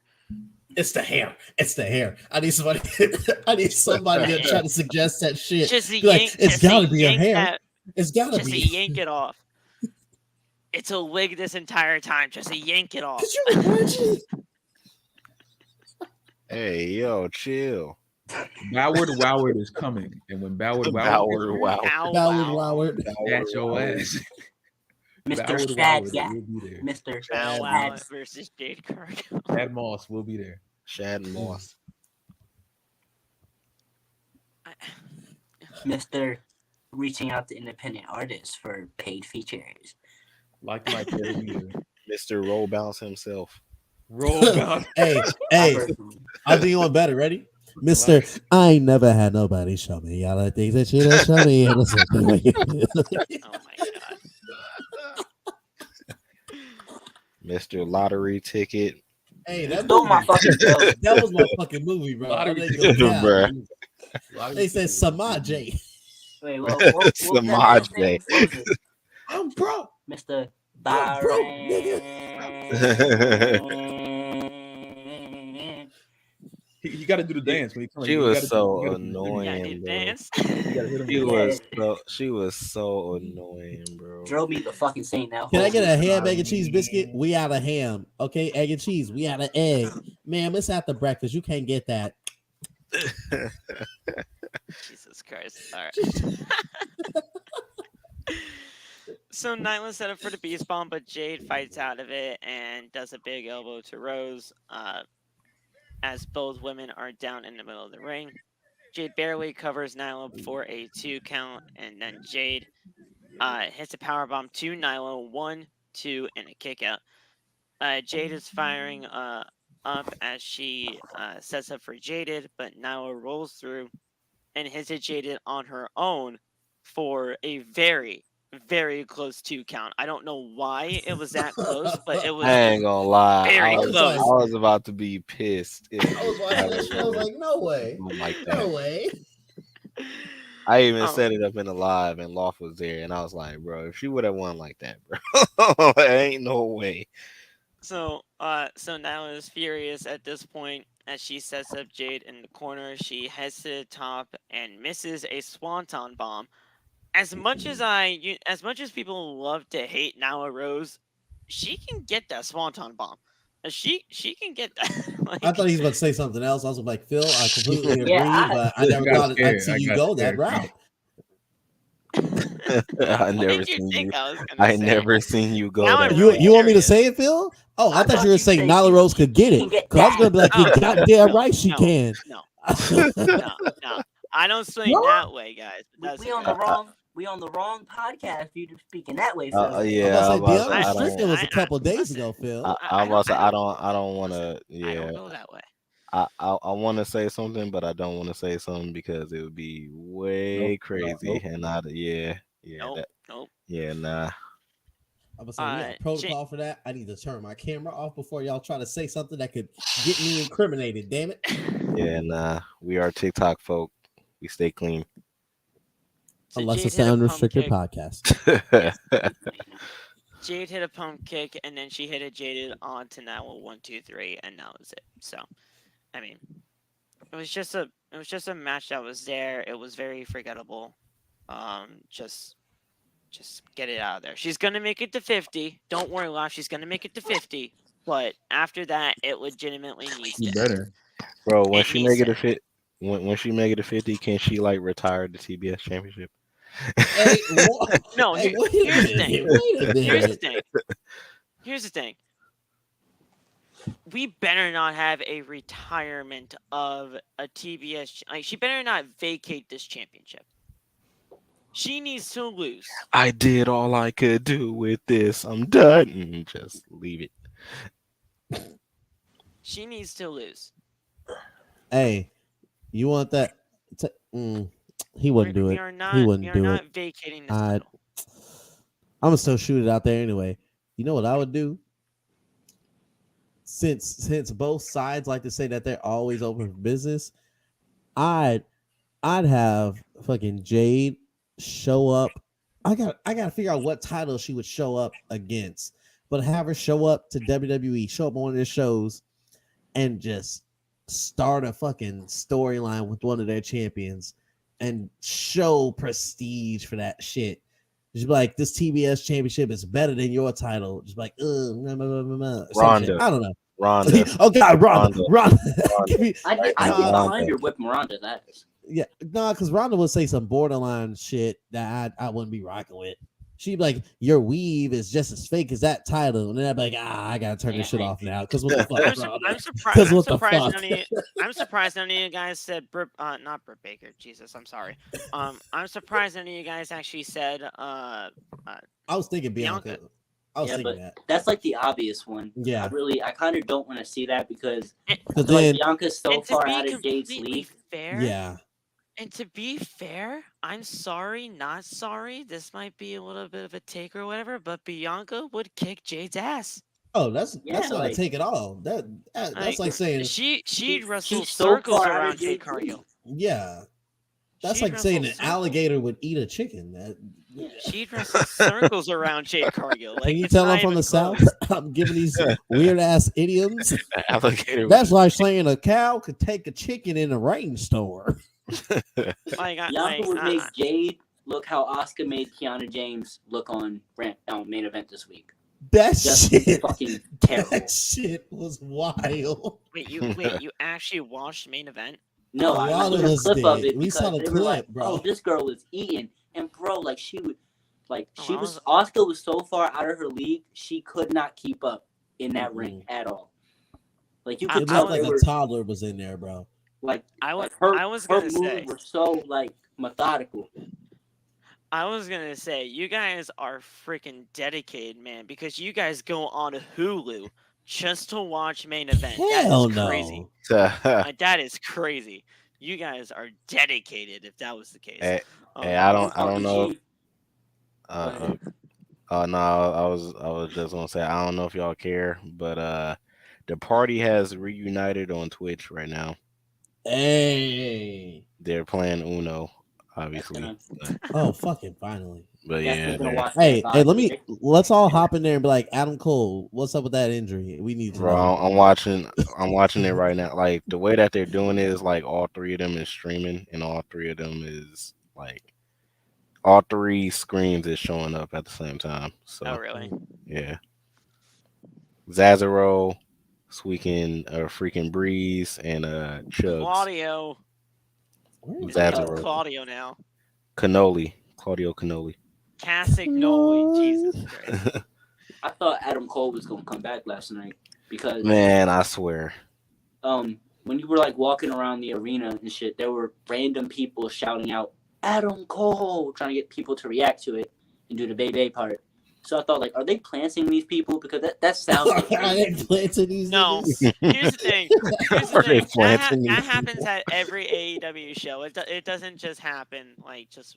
Yeah, I think that's like at WWE, how they just all start the fucking woo chant for no reason. Yeah. I was like, bro, Charlotte is injured. Rick doesn't even go here anymore. Shut up. We even got the woo chants at the AEW show before it even started, man. Like we were getting bro, Andrade suspended. Stop with the woo chants. Damn. We were getting woos during dark, and Athena was turning heel that night. So like, what do you want? Like we were getting woos every fucking chop all night. At SmackDown on Friday, it was. When Ric Flair does finally die, he's gonna have to answer for that shit. Someone's gonna be waiting for him and be like, "You see what you did? Do you see what you caused?" Every time a chop made any type of ringing noise, woo! I swear to God, I want to start punching people. Luckily, I was sitting next to amazing people in my section for SmackDown. Like we were all just talking. Like it was great. Now, Loft, this is your time. It's your time now, brother. You can shit on this match for whatever reason. I'll warn you though, I'm gonna defend this bitch with my life. Wait, Loft, before you go in, I had one thing that I especially had a gripe with. I didn't really understand. I think it was like towards the end of it when Jericho had. Is it about this? Yes. Okay.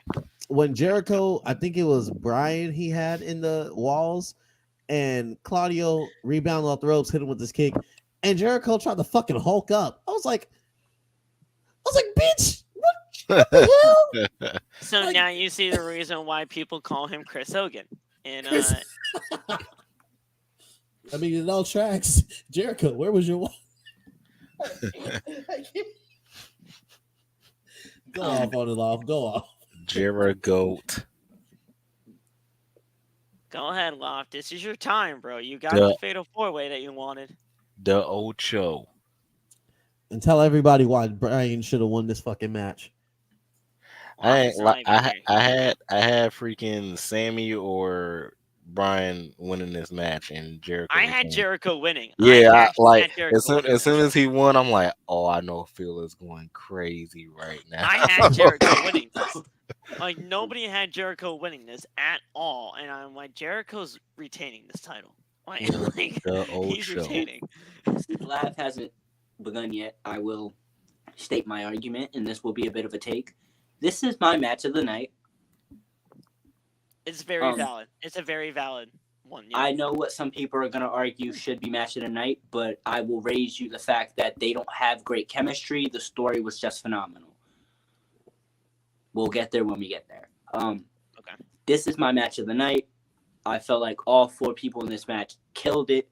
The hulking up spot was a bit weird. Yes. Yeah. I don't see the point. That's like a spot for Claudio, not Jericho. Yeah. Also, if a nigga's kicking me in the face, that's different from taking a punch to the face. This man, full big boot to the face. Yeah, like the kick is normally what breaks up the hawking out. But Yeah. you know, that's neither here nor there. I After feel like Psycho knee by Brian for that near fall. Dude, Yo, I damn near fell out the fucking rafters. I thought it was it, bro. man, He hit that knee. He went for that cover, and I felt 7 foot tall. I stood up so fucking fast, and I was yelling my fucking ass off. I wanted that win so bad. Hey, cameraman damn near missed it though. I'm gonna tell you that. He caught the ass into that Berserker knee. Oh man, I everything about this match was, and we fell. Everything about this match was just incredible, and like, I mean, you see the names in this fatal 4-way. You like, Love him or You hate see him, these Sammy names- Guevara is fucking phenomenal. right? That's what. Yeah, That's they're- exactly what I was gonna bring up here too. Say what you want about Sammy, right? You can say what you want. Inside the ring, however, this kid can fucking go. And like, you can hate him outside the ring. I really don't personally care for him outside the ring either. I honestly think he's actually a piece of shit outside the ring. But the fact of the matter is, inside the ring, I give all my respect to him there because he's just that damn good. And you don't have to like people outside the ring. I don't like Sammy or Jericho outside the ring, but in the ring, they're great performers. That the cutter into the Spanish fly into the label lock spot was so fucking beautiful. Yes. I think I posted it on TikTok, but that right there showed how good Sammy is because he was on timing the whole match. Plus, when him and Jericho got into it, he was like, he's so good. He got the crowd that was booing him from the jump to cheer when he started going off on Jericho. And when he went to hit Jericho with the GTH. Yeah. I love this match. Zay said that it was his match in the night. If anybody else said that to me, I would not bat a single eye because I really do think that this was great. I think this was honestly the best Ring of Honor match that AEW has produced since, joining up with them. I'll go a step further. I think this is the best ROH World Title match since the Bucks and Cody left. And that's not too far off either. And this is definitely the best Fatal 4-Way I have seen in quite some time. I know we don't usually get Fatal 4-Ways all that often, but this Fatal 4-Way right here, this is easily going to be going down as one of the best matches in AEW in 2022 period because it's that damn good. It was just incredible.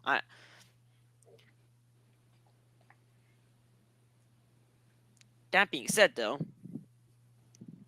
God damn it, Tony Khan, if you don't get this thing a TV deal. If you do not get Ring of Honor a TV deal, Bro, also, if you don't get AEW a streaming service, please. he's I'm working tired. on that one. I'm tired of having to go to these quote unquote sources to freaking watch the pay-per-views. Yeah, that's right. I don't pay. I'll admit it. But yeah, these sources, Hey, bro. look. You know, as an honorary use of OTB, we do not condone illegal streaming or pirating.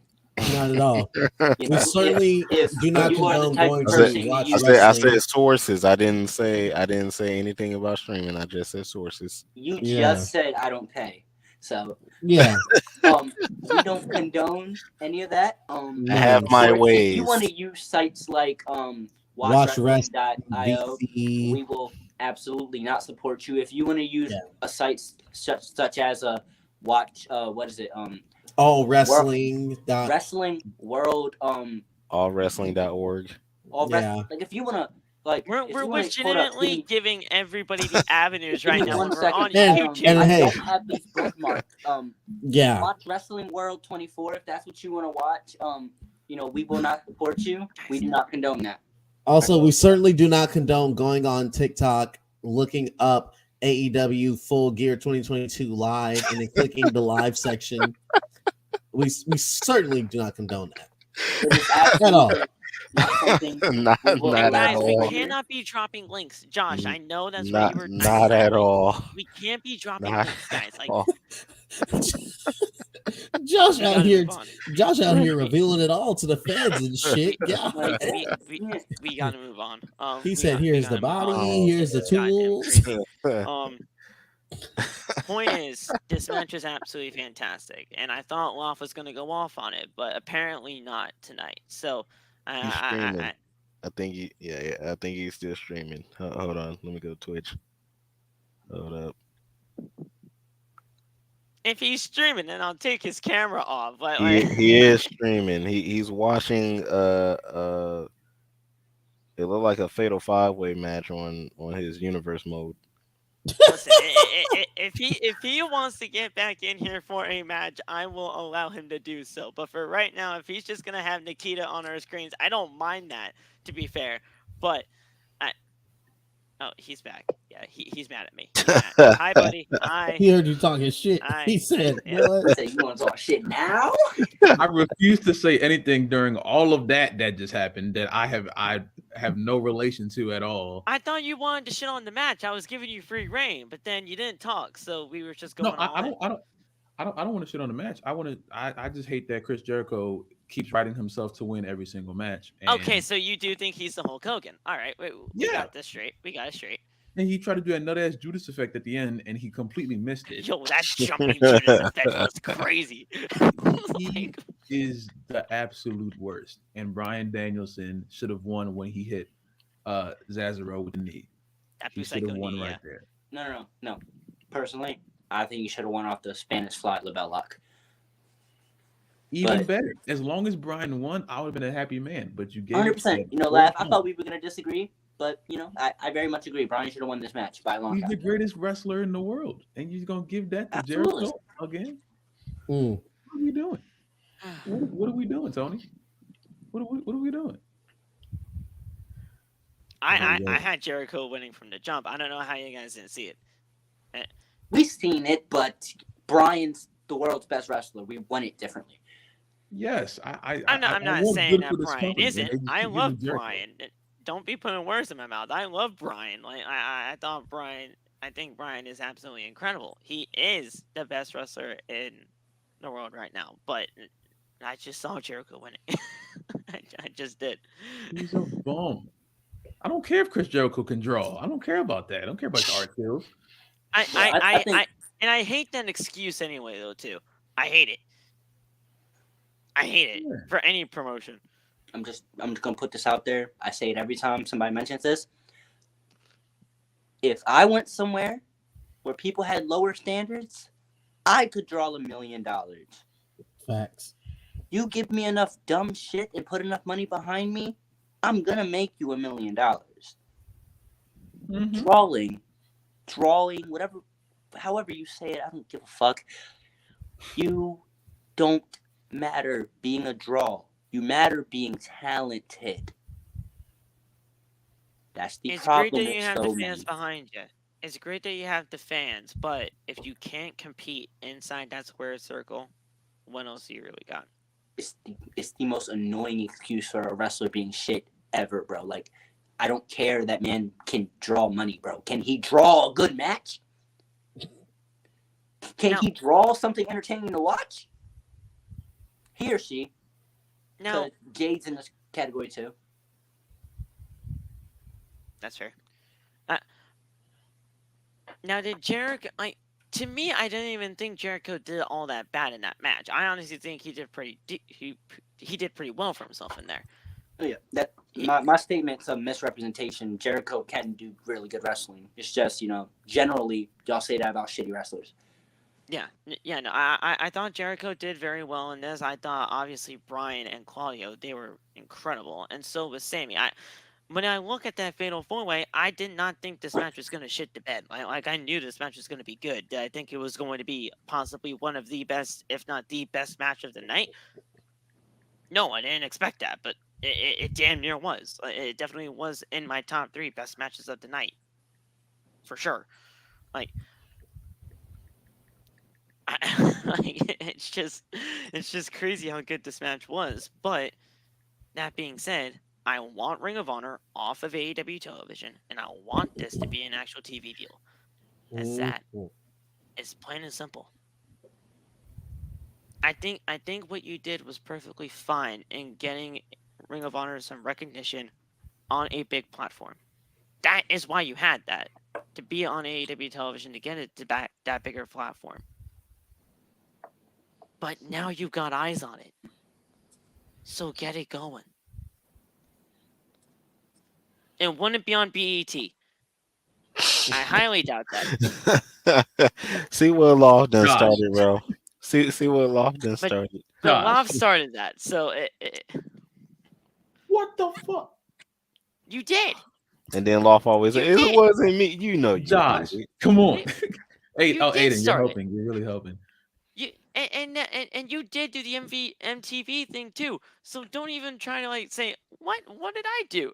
You did. I don't know why. I'm just chilling. I've been chilling this whole time. They just drove me down. Bro, You started this whole WCW on BET type thing on your Twitch. This city. I know that. I've been in his Twitch streams. I seen what he been doing. I'm subbed. Exactly you know what's up. I don't be doing nothing, bro. I'll be chilling. Phil, stop lying. I'm not lying. He's been doing this for months on this whole WCW thing. Cap, I mean, lie. Damn. Also, Laugh, I would just like to say, as a sub, it's a shame I'm not in your universe mode to destroy it, but, it's fine. I don't have any more space, bro. Facts, I have so many me too, people on that roster. He's got so many. I try to download like an attire today. I can't. The game doesn't let me do. So I gotta delete more stuff, bro. It's bad. It's crazy. Get through the final portions of this match. We're obviously not going to be able to do this justice because this was an incredible match and it's crazy. We saw Claudio catching Bryan off the apron and hitting a neutralizer to the floor. That spot right there was just crazy enough as it was. I was like, Jesus. We saw a broke neutralizer. My heart, but it was nuts. Now, they didn't even call it, though, the neutralizer. They didn't call it that. I forget what they called it on commentary, but they did not call it the neutralizer. So I might actually have to go back and check that. Because, sometimes, they have all these WWE moves being done to them, but they change the names of these things because, obviously, when we get to Saraya's match, she did a page turner, but she can't call it the page turner. So she called it something different. So I gotta figure out what they called the neutralizer. Sammy off the top rope, hitting another shooting star press. Incredible. That shooting star press to the floor was fantastic. 1, 2, and a kick out by Claudio. Claudio sets Sammy up for a neutralizer, but Sammy rolls him up. Claudio then catches him into a giant swing. Jericho, mid-swing of Claudio, does a leaping Judas effect. And then another one for good measure. And 1, 2, 3. That was it. And Jericho retains the title. Incredible match. Easily one of my top 3 matches of the night. And we head to the next match, which was the first match for Saraya in 5 years.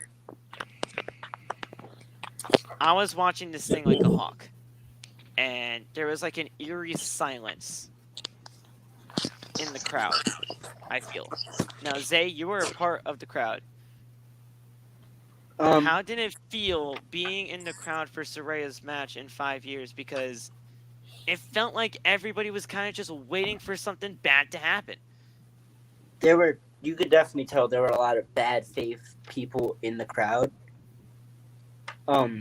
Because it was around this point where you could hear a lot of people being abruptly loud with a lot of obnoxious comments and shit. Like, I heard this one guy behind me make 15 Xavier Woods jokes and then an Alberto Del Rio joke.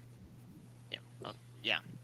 Well, they're just assholes at that point. Yeah, like, that's. But there were a lot because it was in different forms. I think Erica had said something about during this match there were some assholes in her area too. But it was like a quiet. There were people who you could tell were on Twitter and they were like waiting for her to get injured. I literally seen someone in front of me with a tweet typed out like, "Well, there goes another 5 years," and he was just waiting to send it. Yeah. But for the most part, people who were actually interested in the match weren't too worried about it until we seen the way Paige is bumping. Yeah.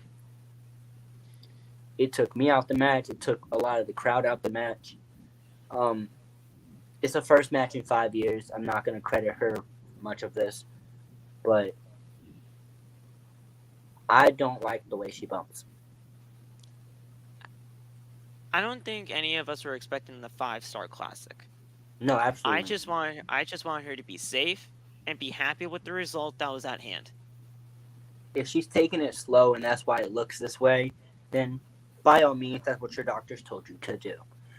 But you can tell there was some hesitation. You could tell. Yeah. Like the way she was going for them, I didn't like it. It made it look very like, oh, I might be still injured.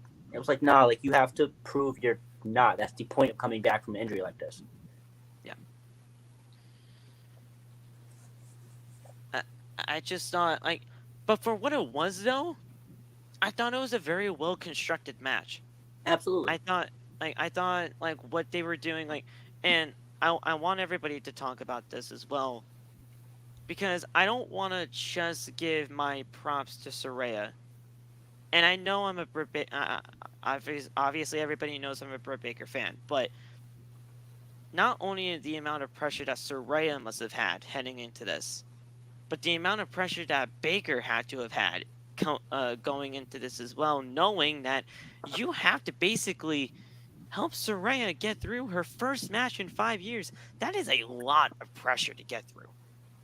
And especially when you have that much at stake, being the face of this women's division, there's a lot of pressure heading into all of that, don't you think? I mean, it's a lot.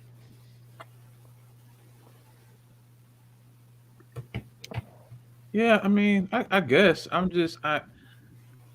was more happy for Saraya. I wasn't even. I don't have any.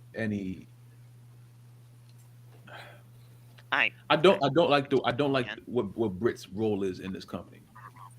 Doing this again, my bad. All the other stuff is just like filler. You know what I'm saying? They had a good match. I was more happy just to see that Saraya was just trying to work out the kinks. I I don't think this is the match that you can just say, "Oh, this is trash," because she literally hasn't wrestled in years. And I will give Britt props for just going out there, and she was really selling it to make it seem like an important match, even though I don't feel like it lived up to the feeling. I think the match itself did its best, you know. So This match was made yeah, to look a lot more important than any of the other women's matches on the card. Now that being said, did the match actually live up to that? I mean, Hell maybe no. not, maybe it did. But the fact of the matter was is that I never really wanted it to be a pressure type matchup like that. I just wanted Saraya to be safe and get through it. yeah, I will say this. One, it definitely they tried to build it like it was the most look forward to match or the biggest one. It wasn't by a long shot. I mean, yeah, But and that's on AEW for fucking up their booking and not understanding truly what the fans were anticipating and really wanting to see. Yeah. Also, but for Britt, I want to say I like how she did her offense because a lot of it was very much playing to Saraya's. You just came back. I can't full force wrestle you, but I need to make this look good. I will admit that they went for the neck. They did. They went for the neck so much in this. And I'm like, all right, they're really trying to test this shit. Like they're really trying to test it. And I'm like, I don't know how I feel about that, but hell, if this is, just Saraya saying, hey, let's just go for it, try it, but at least make it look safe. And she did, but I think it is right. I think what Zay is saying is right. Sometimes the way Saraya sells, it looks incredibly unsafe. But I know what Britt Baker is doing is okay. Like yeah, like she did like 3 or 4 curve stomps, and it was like on the second one I noticed, oh, she isn't going for the neck. I can chill on that. She's stomping her in the shoulder blades. There was a spot though in this match where she was like, I think it was like a swinging neck breaker off the apron. Yeah. Where she sold that thing like death. The referee, I forget what referee it was. That might have been. Was it Paul Turner? It might have been Paul. It might have been Paul Turner. He went out right away, and he was obviously checking on her, everything going on, and then she played up to Britt Baker doing a little bit of a smirk and the smirk to the crowd and everything like that, and she's like, all right, well, she's playing up to it, but man, like, they're really trying this here. I was watching this thing like all hawk, and I'm like, dude, I don't want to be that critical, but people were just afraid something bad was going to happen. Yeah.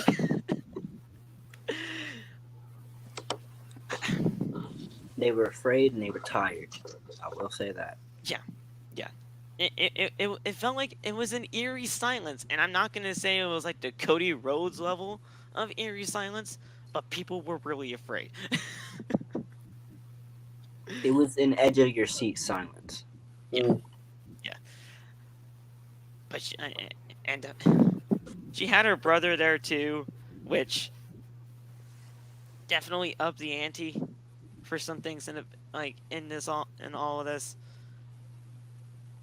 But man, I think what she did was okay, but the match might be worth a rewatch. Yeah.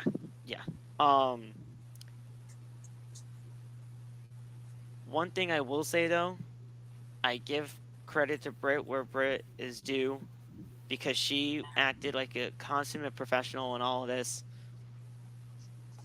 She really worked her ass off to get things going and get things through.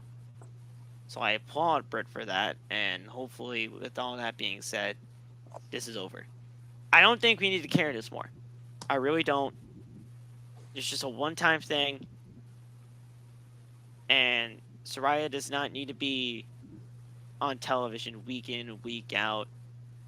I say give her 5-6 matches a year, max. in meaningful stories and continue to build her confidence up. But it was just hard. It was just hard for me to watch. Right. It was. I think she'll probably need more than 5 or 6 matches a year to build that confidence back. I do believe she needs like a good 2 months where she's wrestling at least bi-weekly, so she can. And I know that might be tougher for some people to watch, but she needs to build that confidence back. She needs to go out there and she needs to be wrestling. Firstly, a veterans, experienced veterans. Serenity, please. Jesus, she needs that. Yeah. Give her Serena Deeb, give her Mercedes Martinez, give her Athena. Not Athena. Athena tripping right now. I'll say Athena would kill her. Yeah. There was another name I meant to say. Hikaru Shida. Give her those people on a bi-weekly schedule going up to Revolution or something. So she can build up that confidence before her next pay-per-view match.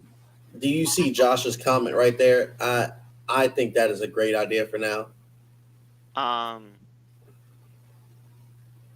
So it can just be a part-timer?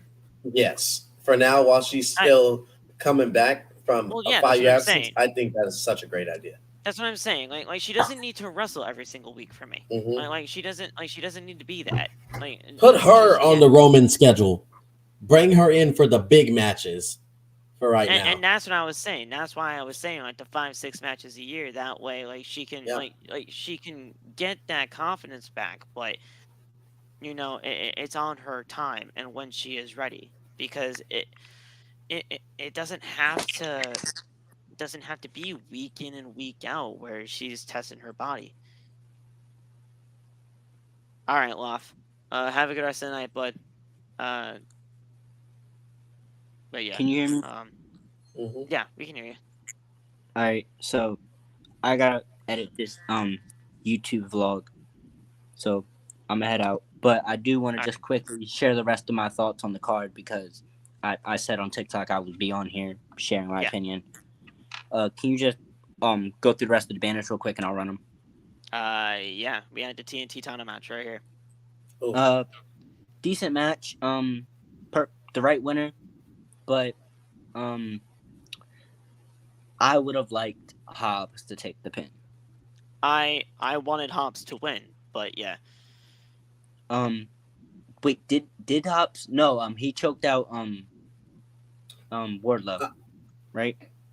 No, Wardlow went for the powerbomb on Hobbs, but Joe knocked Wardlow out of the way, locked in the choke on Hobbs, who was technically already knocked out. So ref was like, well, I mean, he's knocked out, so that's the match. Yeah, Hobbs took the submission. Yeah, my bad, bro. I'm sorry. There, you're good. But yeah, perfect thing. I don't have anything bad to say about the match, but it wasn't great either. This tag match, I thought quick, this was simple, to the point, nothing bad to say. I wish they came towards my section though, because I would have loved to be that closest thing. I was in one of those sections chanting over here, over here, over here, because I really wanted it. But other than that, it did what it was supposed to do. I'm kind of sad that body bag didn't have anything in it. Yeah, I was like, what the, all right, there has to be something with that body bag, but nothing happened.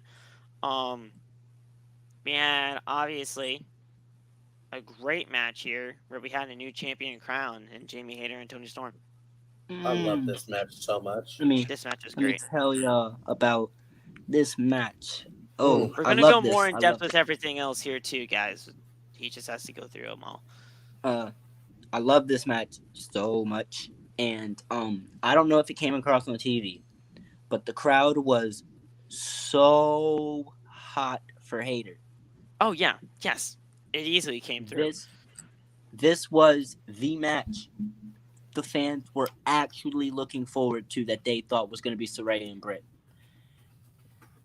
It was amazing. The offense was phenomenal. I think this showed a lot of fans what Toni Storm can do still, Yes. and it showed that Hayter's gonna be a force to be reckoned with. Yes. And it definitely helps that Jamie Hayter is like top 5 finest women in the company. This was a full win in my book. If you guys know who Grim is from Grimm's Toy Show, he was featured a lot in this matchup. He was the one in the Cena shirt. Yeah. And he made himself well known in this match. He's actually getting a lot of shit right now on Twitter because of it. But listen, it's just Grimm. He does what he does. I haven't watched Grimm's Toy Show in like 5-7 years because that shit was just. Didn't he get cussed out by somebody on the roster while they were coming out? Yeah. I think it was Toni Storm, to be fair. So I mean, hell. I thought it was a male because I've seen him. And he was like, I don't remember. But they were like arguing hella hard. Either way, Grimm was just trying to make himself relevant and famous in this match. It is what it is. I think this match right here took the crowd so. Oh, okay. I think the crowd in this match took themselves so much up because I was talking about this on Twitter. The crowd did not feel all that hyped for this. What happened here? They weren't. I would say there were definitely a lot of Acclaimed fans in the crowd. We were excited for the match, but it did not have the atmosphere or the feel the first 2 matches in their trilogy had. That reflected in one that might just be crowds, differences in different people, but I also don't feel like this was a stronger match than either of those 2. Yeah. This was the weakest out of the trilogy for me. Yeah. Like I said to you on Twitter, I very much feel like putting this between the Hayter match, which again I don't think they knew how crazy fans were going to go for Jamie Hayter. Yeah. And the MJF match was a wrong choice because this became a let's go stock up on snacks, let's go get drinks, let's go get food, let's make sure we don't got to get up at all for MJF. Yeah. And that meant less people in the crowd, so we're less, like, obviously less people, less noise. And unfortunately, it meant that none of the spots that I think should have got the reaction it deserved got the reaction it deserved. Right. Yeah. There were some incredible spots, and sometimes the crowd was just, I mean, they weren't dead silent, but I was like, why didn't they go for that? Like I thought they would have been so hyped for that spot, and then nothing. I was like, oh, man. All right. As soon as I noticed what they were doing, I was like, damn, this isn't going to go well on TV. Yeah. And then obviously, I mean, everybody's talking about it. The turn heard around the world. Regal now, turned this on is the one I'm Moxley sure. and got it done. I'm sure this is the one everyone's going to say is match of the night. But hear me out. MJF and John Moxley don't have great. MJF and Moxley don't have great chemistry. I wouldn't go that far, but I don't think it was the match of the night. No, they don't have great chemistry. That doesn't mean they don't put on good matches. Yeah. Dean and Roman don't have great chemistry, but their matches were always still serviceable. Yeah. But obviously MJF was going to win this. We all knew this from the jump. Yeah. I think everyone knew MJF was going to turn. I mean, William was going to turn on Moxley too. Yep. I was personally a doubter. I didn't think they were going to take the story there. So when he slid in them brass knuckles again, I almost fell out the fucking balcony because I was in pure fucking shock. But what else can you say? This is the right winner. Yeah, Moxley gets to take his trip to go do whatever he wants for however long he wants. His post-show reaction to William Regal turning on him was fucking hilarious. Yeah. And yeah, MJF is the biggest star in professional wrestling. Argue with your fucking mother. Oh, it's And yes, 100% that true. means I think he's a bigger star than you know the fuck who. Thank you for your time. I'm gonna go edit a video, Phil. Go ahead, brother. All right, guys, it's gonna be me solo now for the rest of this thing. So if you guys liked what you heard so far, hit that like button. Um, we're gonna get right into these final 5 matches, and then we're gonna get the hell out of here because this is already almost a 2-hour stream. It is a 2-hour stream, a little over 2. But we started off with we're gonna be restarting everything when it comes to this triple threat match with Wardlow defending against Joe and Powerhouse Hobbs. I thought this match was okay. I didn't really. I thought this match was very kind of, it did what it needed to do. But I thought the wrong winner came out on top here. I really did not expect Samoa Joe to win this championship. And honestly, what does Samoa Joe need the TNT title for? To be fair, I thought Powerhouse Hobbs should have easily won this match.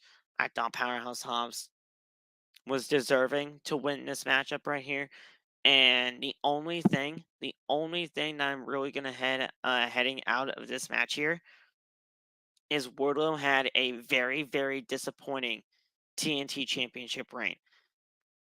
They never know how to book babyface champions, and that is just a true fact of life when it comes to AEW. And Wardlow just had a very, very disappointing reign heading into everything when it comes to a TNT title run. After the momentum that he had going up against MJF and beating MJF at the last show, we all thought Wardlow was going to be something great, and I honestly thought that he was going to be something fantastic, and he definitely still can be. But Wardlow losing this match, it was the right decision to have him lose the championship, but it was the wrong person. Samoa Joe does not need a TNT championship, let alone he does not need to be a double champion. He is already the Ring of Honor television champion. It didn't need to go down that way. It really didn't. But I do believe that Hobbs is going to get his at some point. Powerhouse Hobbs needs to get a lot more respect than what he does get right now. I think Powerhouse Hobbs is absolutely fantastic at what he does, and a lot of people just don't give him the respect that he deserves. Um, it- Obviously, with MJF being the world champion, Wardlow is going to be in like in the conversation, so to speak, of saying like, all right, what kind of fuse should we have for MJF? But obviously, it's not going to happen right now because Wardlow definitely is nowhere near, championship contention. He just lost his TNT title. So what makes anybody think he's going to go after the world title? Especially with it just because it's MJF. Wardlow losing was the right call here. I just don't think it was supposed to be with Samoa Joe. Samoa Joe should have never won this match to begin with. It should have been Powerhouse, and that's just how it should have been. Powerhouse was really only put in this match though to get the pinfall, and that's what sucks about it.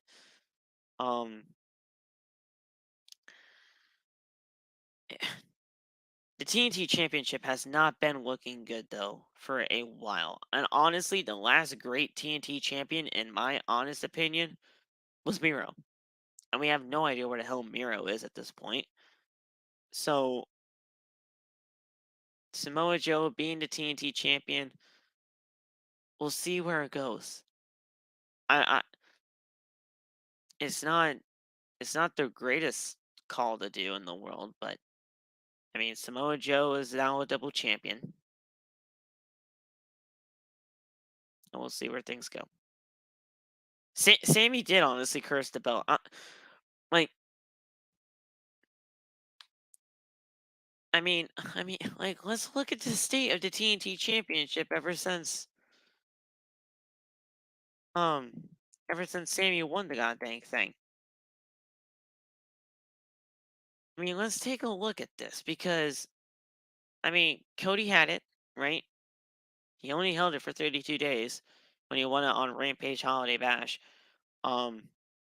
Sammy Guevara won it at Battle of the Belts 1. He only held it for 18 days. He defeated the inaugural champion Cody Rhodes in a ladder match on the January 26th episode of Dynamite, which was Beach Break. Held it for 42 days.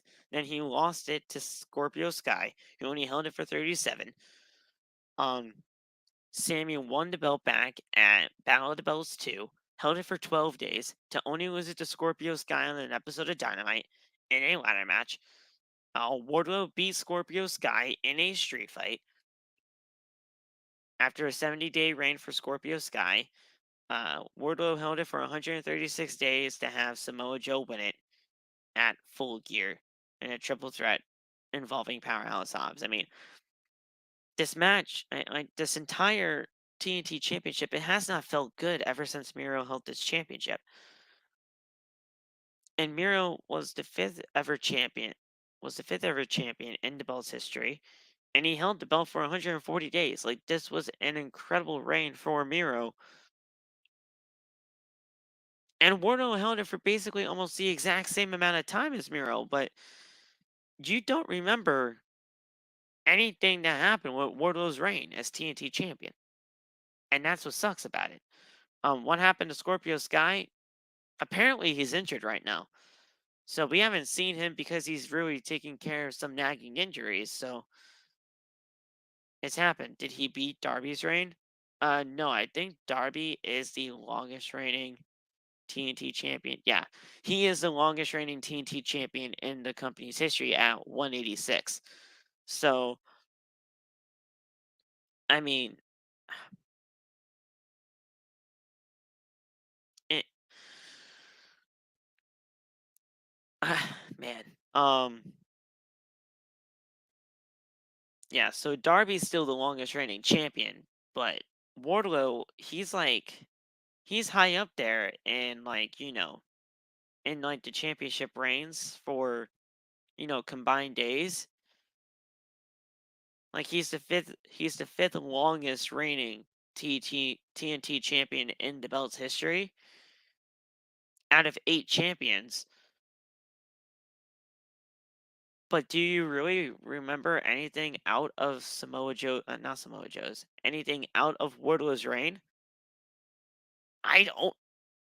I really don't, because he didn't really do anything with it. So I think the wrong person won here. I really do think Powerhouse should have won this. Because if anything, if Powerhouse won, I would have had Powerhouse and Ricky Starks.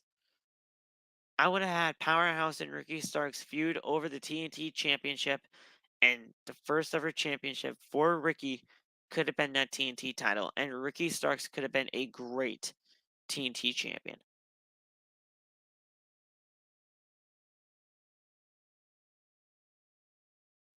I would have had Powerhouse 1 to get it to Powerhouse and Ricky for the title. That's what I would have done. But no, now we have Samoa Joe, and we have no idea what his reign is going to be, especially with him also being the Ring of Honor television champion. It's just, it's very questionable. It's a very questionable decision by Tony Khan. And at this point in the entire show, this was really the only questionable decision that I had. The entire show. This was the first questionable decision that I had the entire time.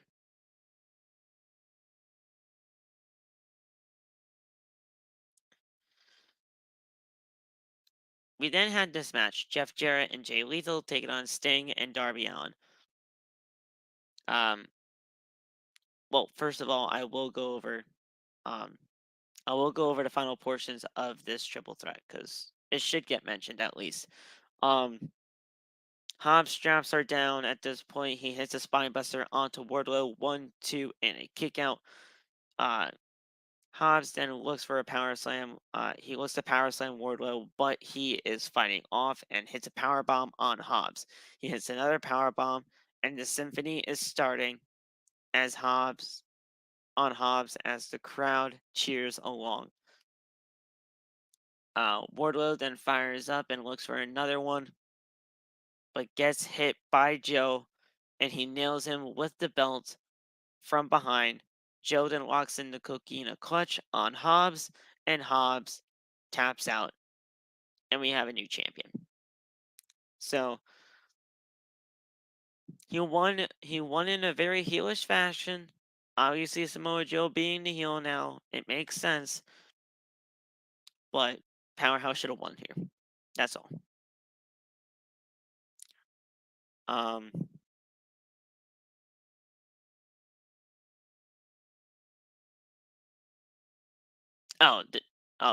We'll talk about this Jeff Jarrett match now because this match, to me, I was not for this at all. I did not care for this at all. This was legitimately TNA on AEW television, and that sucks. That sucks. I'm not in AEW to get involved with TNA bullshit on here. I'm not. Was it fun? Yes. Was it entertaining? Yes. But did I give a shit? No. No.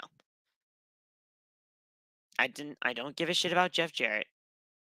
I don't give a shit about what Jay Lethal is doing because Jay Lethal is so above this. This could have easily ended up on a random episode of Dynamite, and I would have been fine with it. This did not need to be on the pay-per-view. Now, the fact that they made it a no DQ tag match, it made it a lot better. It made it a lot better to watch. But that being said, I did not give a single shit about this match. I didn't care. I did not care. Now, I mean, what do you want me to say about this? We had Darby ducking Jarrett, almost hitting Lethal. A stun dog by Darby Allin to Lethal. Darby then tries a coffin drop, but Jarrett hits him with a guitar as Darby is coming down from the coffin drop. Darby then he just pops back up and does the Sting spot from TNA. So I mean, it is what he does. He no sells everything. That's coming his way as Sting takes out Sanjay Dutt. Satnam Singh is back in, but Sting blocks it and looks for a Scorpion Death Drop.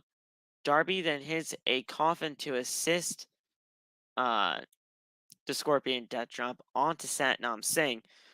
Darby then takes out Jarrett and looks for a lethal injection, but Sting catches him into a Scorpion Death Drop. Looked very sloppy, by the way. Darby then hit a coffin drop on Lethal 1, 2, 3, and Darby and Sting picked up the win. Did the right winners come out on top here? 100%. I fully expected Jay Lethal to somehow, for Jeff Jarrett somehow to politic his way into a win, but obviously the right winners came out on top here.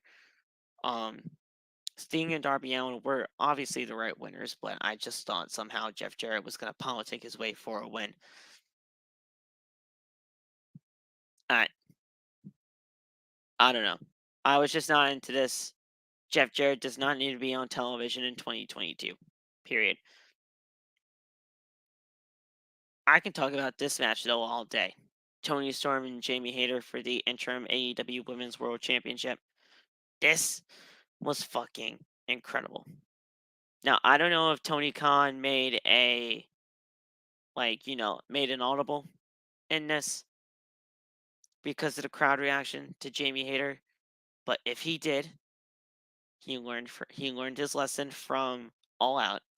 If he didn't, either way, good for you, Tony Khan, because Jamie Hayter was easily the right decision here. I think Jamie Hayter is easily going to be one of the best women's world champions that we have here in AEW. Just the genuine growth that we have seen Jamie Hayter go through since being here in AEW, since her being a day one supporter of AEW. Seeing the growth that she has had is phenomenal. And now that she is the women's world champion, she is going to do great things. Now, we are obviously having her as champion because Britt Baker is going to be turning on Jamie Hayter. And that is obviously going to get the crowd way more into Jamie Hayter than what they already are. We're going to get the bitch Britt Baker back, which is going to be great. Jamie Hayter is in a great spot. She's in a great spot. She's going to be the women's world champion right now. And it was just a great call. It was a great call. It was a great match. And I really do believe that this, if somebody said that this was their favorite match of the night, I would not bat an eye because this was that fantastic. This was that good.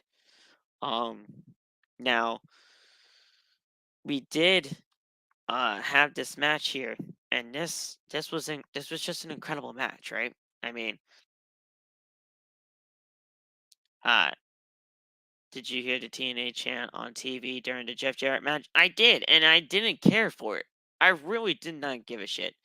I did not give a shit at all about anything that was happening during Jeff Jarrett's match. That's just how I feel. Turning Triple H and Orton during the Evolution days. That's actually a pretty good shout. Yeah. That's actually a pretty good shout. I thought we were actually gonna get it last night when obviously Jamie won the championship and Britt was there. I thought she was gonna turn on Jamie right then and there, but no, we're gonna continue this. I like it either way though.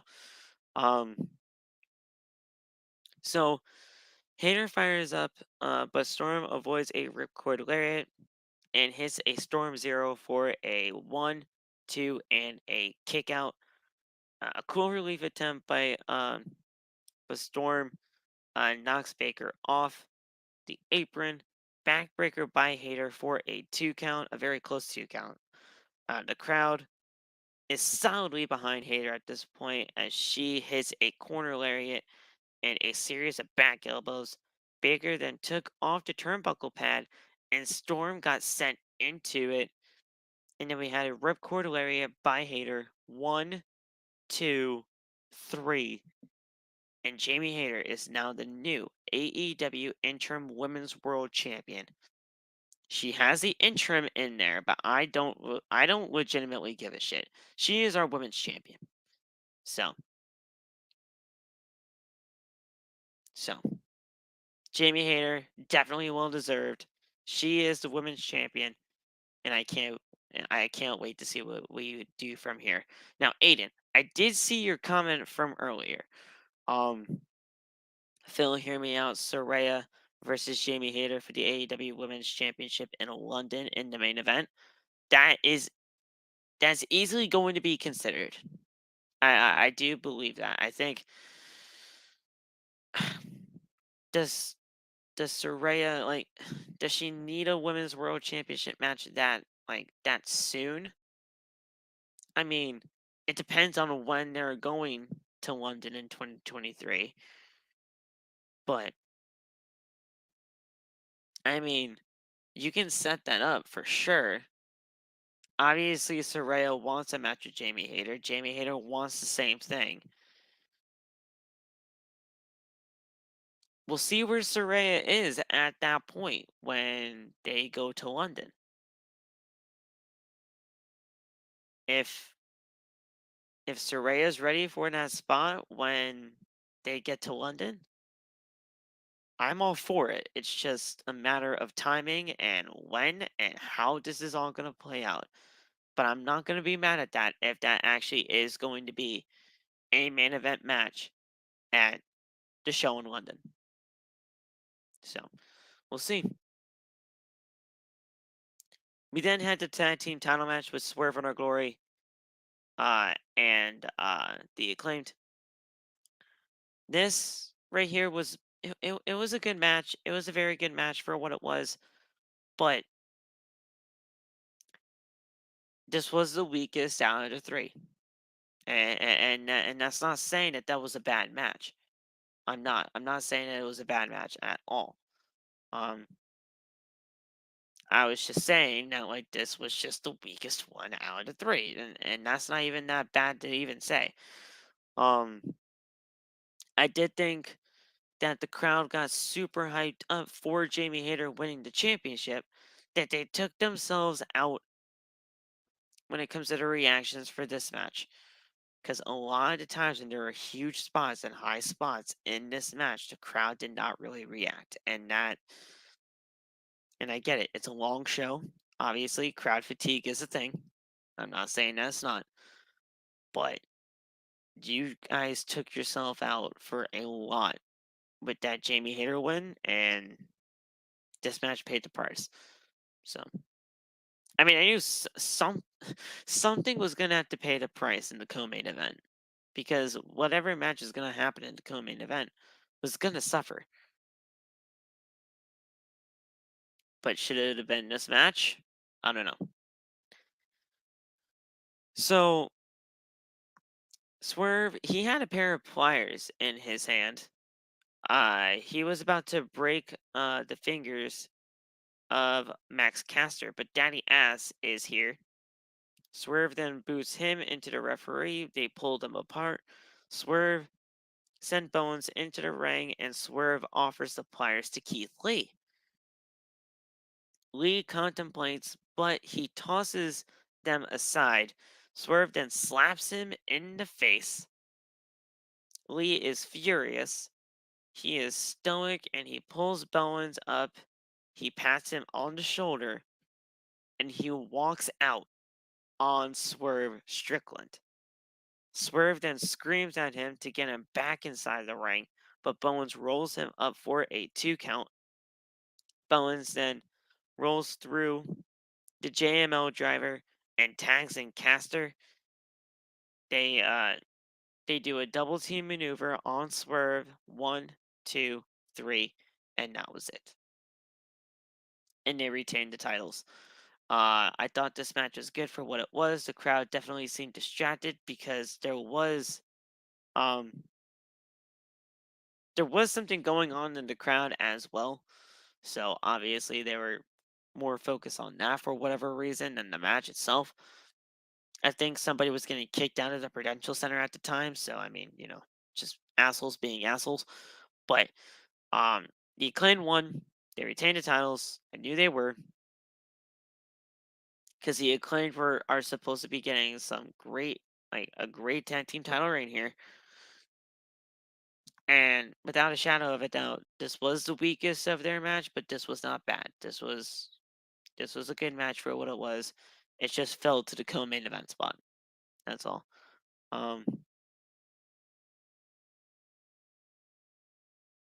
Yeah. Security was taking some drunk fan out. Assholes being assholes, so it is a thing. The Acclaimed celebrate. They took to their corners. The commentators run down the main event as they cut to the package of MJF and Moxley for the main event of the show, which was the AEW World Championship match between MJF and Jon Moxley. Like everybody was saying here, everybody knew MJF was winning this championship. We just had to figure out how. A lot of people had in mind that William Regal was going to turn on Jon Moxley and side with MJF. I was one of those people. I've talked to some people that were doubters of all that. Hell, Zay said that before when he was running down his side of the card. But it just made sense. It made sense with everything that was going on in the story.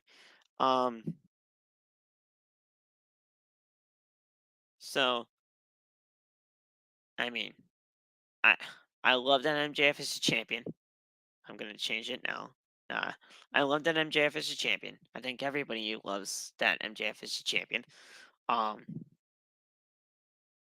this was a great match, right? Zay said that these two really didn't have that good of in-ring chemistry. I'm gonna respectfully disagree and say that I think that this match was absolutely fantastic. I really do. I think this was incredible. I thought these two sold a great story with each other, and William Regal was the deciding factor, which definitely should have been the case. This whole story was, MJF's cashing into Chip and just, doing this the right way. But the greatest thing the devil ever did was convincing the world that he didn't exist. MJF is the fucking devil. And William Regal sold his soul to the devil. Shout out to Excalibur or Tony Schiavone, whatever one said that said that line. Because that is 100% the truth. William Regal sold his soul to the devil, and now he's aligned himself with MJF. This is fantastic. I love it. And it was incredible to see. Now we have MJF as world champion. And we'll go over some things in a second, but I do want to get through the final portion of the match. So Moxley stalks MJF as MJF is basically dead weight in the ring right now. Moxley taunts MJF to give him his best shot, and MJF spits in his face. Moxley slaps him down, and MJF hits one shot. They trade elbows. They trade elbow strikes. But Moxley with a quick kick to the knee. Moxley tries for a clothesline, but MJF pulls the referee into John Moxley. This is the first referee out of two that were knocked out. MJF pulls out the Dynamite Diamond ring, and William Regal makes his way down to the ringside, and he basically chastises him, and he's like, "You better not use it. You better not use it. You said it yourself that you were going to try to do this the right way. Don't do it. Don't do it, or I will pop you. Don't do it." After that, MJF chucks the ring chucks the Dynamite Diamond ring out of the ring, and he flips off William Regal. At this point in time, one of the crew members were, just charging to that Dynamite Diamond ring, because if somehow a fan got a hold of that, we would have never saw a Dynamite Diamond ring again. So, obviously, a crew member had to get that ring back. Moxley then is choking out MJF. He rolls through for a very close 2 count. A new referee comes in for that pinfall. But he gets taken out. Bryce Remsburg is struggling to get back up on his feet as Moxley has the Bulldog choke locked in. MJF is tapping out, but the referee can't see because he's still staggered. Regal is sliding MJF to brass knuckles, right? Because Regal told Moxley to wake up the referee because MJF tapped. So he's like, "Listen, get the move back on him again. Before you do that, wake up the ref." While he was waking up the referee, he slides him those brass knuckles.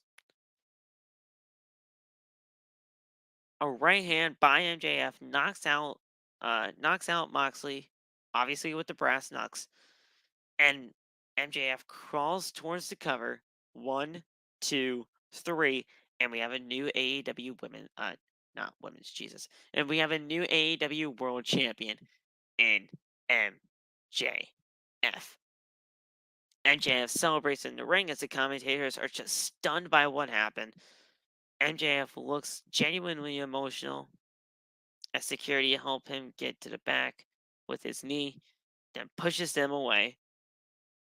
He collapses in the ring and clutches the title and smiles, doing snow angels on the ramp as the pay-per-views go off the air. This was just incredible. Everything about MJF's win as now he is the world champion is going to be fantastic. Mainly because, and I truly believe this, we are going to be getting a Roman Reigns type reign for MJF. He is not losing that championship whatsoever. He is not losing that championship until we're talking about that bidding war of 2024. This man is going to be on a historic reign as AEW champion. So you guys better watch out.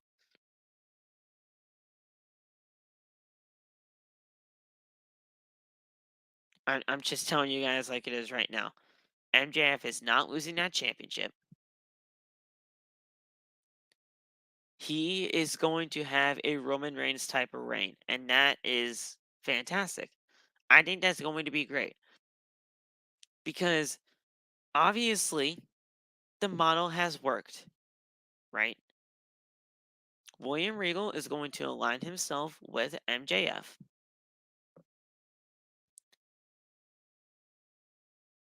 Just like Paul Heyman has aligned himself with Roman. And you have this historic reign as champion. And then you find out that one person who is going to be the guy to take down the devil himself. It is going to work. And this time, it's going to work in AEW because AEW actually knows how to work its champions, especially heel champions. WWE, they've ran its fucking course with Roman. They have no idea what the fuck they're doing with him at this point. They know what they're doing. They know what they're going to do heading into WrestleMania. Now they do because it's Triple H. But when it was Vince, as soon as he unified those championships, they had no idea what the fuck they were doing with Roman. Come on now. We know this. But in AEW, with MJF, we know that AEW and Tony Khan are going to be doing the right thing here. MJF is not losing that championship until that bidding war 2024. And yes, sure, we can have all these matches for him, like a Ricky Starks, like an Eddie Kingston, like a Bryan Danielson, like a John Moxley when he does return, because I do believe John Moxley will have another shot because he wants revenge after everything that that Regal did. We can have all these matches, right? But there's only going to be that one person that is going to end the Devil's reign as AEW World Champion. We don't know who that is going to be, but it's going to be a great journey finding out.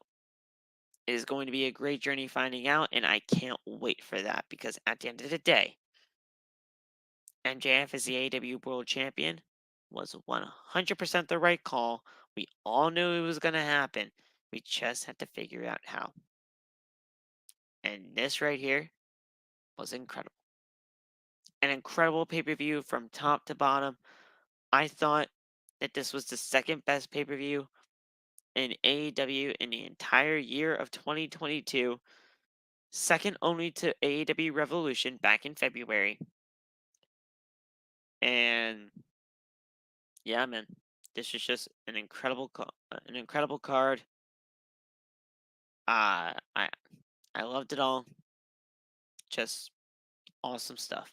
And I can't wait to see what we got on Wednesday. Because I said it right from the jump here too, that post Dynamite, when MJF becomes a world champion, that Dynamite after is going to be absolutely incredible. Because I guarantee you we're starting Dynamite with MJF. And we are getting explanations throughout everything, right? We're getting explanations, and MJF is going to start off Dynamite with a bang on Wednesday night. I guarantee it. I guarantee it. Because it makes sense, and we can get, we can get the ball rolling when it comes to MJF and the World Championship. I love it, man. I love it. Tony, shoot it, bro. Shoot your question in the chat. I'll highlight it and we'll talk about it. Was in March? I always think it's in February. I always don't. For some reason, I always think it's in February. It's in March. My bad. For some reason, I always think it's in February. What if it's AEW Championship? What if he's AEW champion when he signs with WWE? I don't even know if he's gonna sign with WWE now. He's the champion. Who says he's not champion by the Bidding War 2024 and then he re-signs with AEW?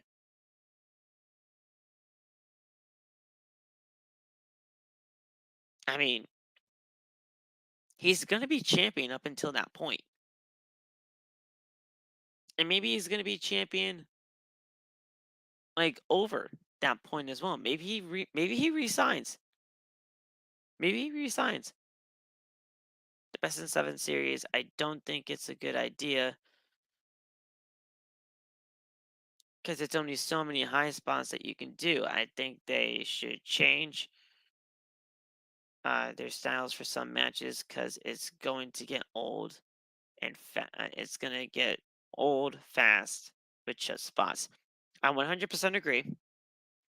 We talked about this when we were talking about the tag team, when we talked about the Trios Championship match.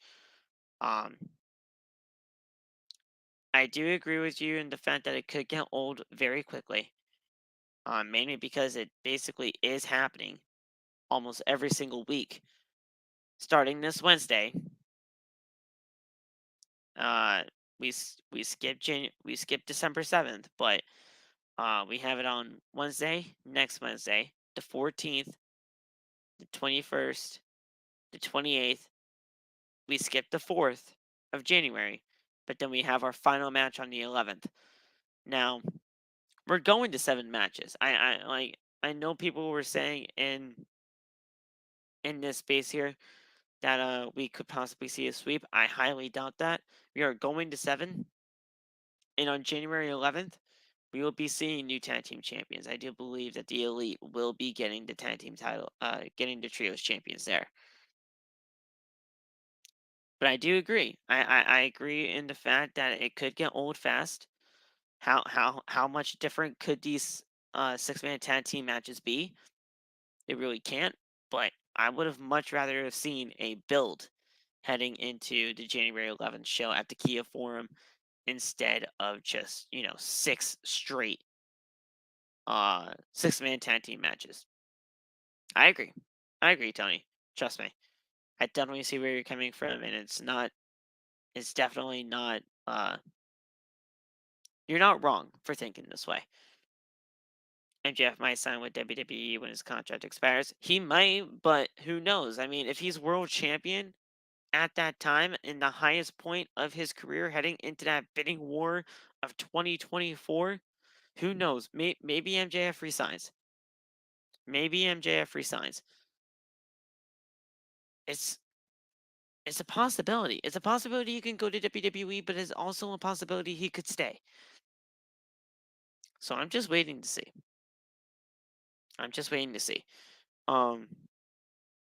Best of series should be saved for hybrid wrestlers. I see that, but best of 7 series are fine in professional wrestling, but you gotta space it out. You can't just do it week in and week out. You can't do it week after week after week, because then it's gonna get boring. Sheamus and Cesaro, they did not have their best of 7 week after week after week. They spread that shit out. They spread it out. I would have much rather have seen like an actual build to that final match at the Kia Forum. Now we're gonna have to see this week in and week out. If MJF gets a good run with the title, it's gonna make him want to stay. Exactly. And that's what I was saying. Like, he's gonna have a great reign as champion. So why would he leave that to go to WWE? Is there a chance that MJF could go to WWE? Yes. But who's to say that if he doesn't have a great who's to say that if he does have a great reign as AEW World Champion, he could stay. So I'm just in it. I'm in it to wait. I'm waiting it out. We're gonna see what happens. And we'll see where things go from there. But alright guys, that's it. That's it for AEW Full Gear 2022 post show right here on Outside the Brand. I want to thank you guys so much for joining me and the rest of the crew that showed up here tonight when they could. And yeah, man, I thought this was a great show. I thought this was a 8.5 out of 10. Not everything is perfect in AEW, trust me, but when you have a great show like this to boost your morale, it is going to be something to remember for sure. I appreciate you guys. We'll see you guys tomorrow for the Monday Night Raw post show. And I'll talk to you guys soon. Have a good rest of the night, guys. Peace.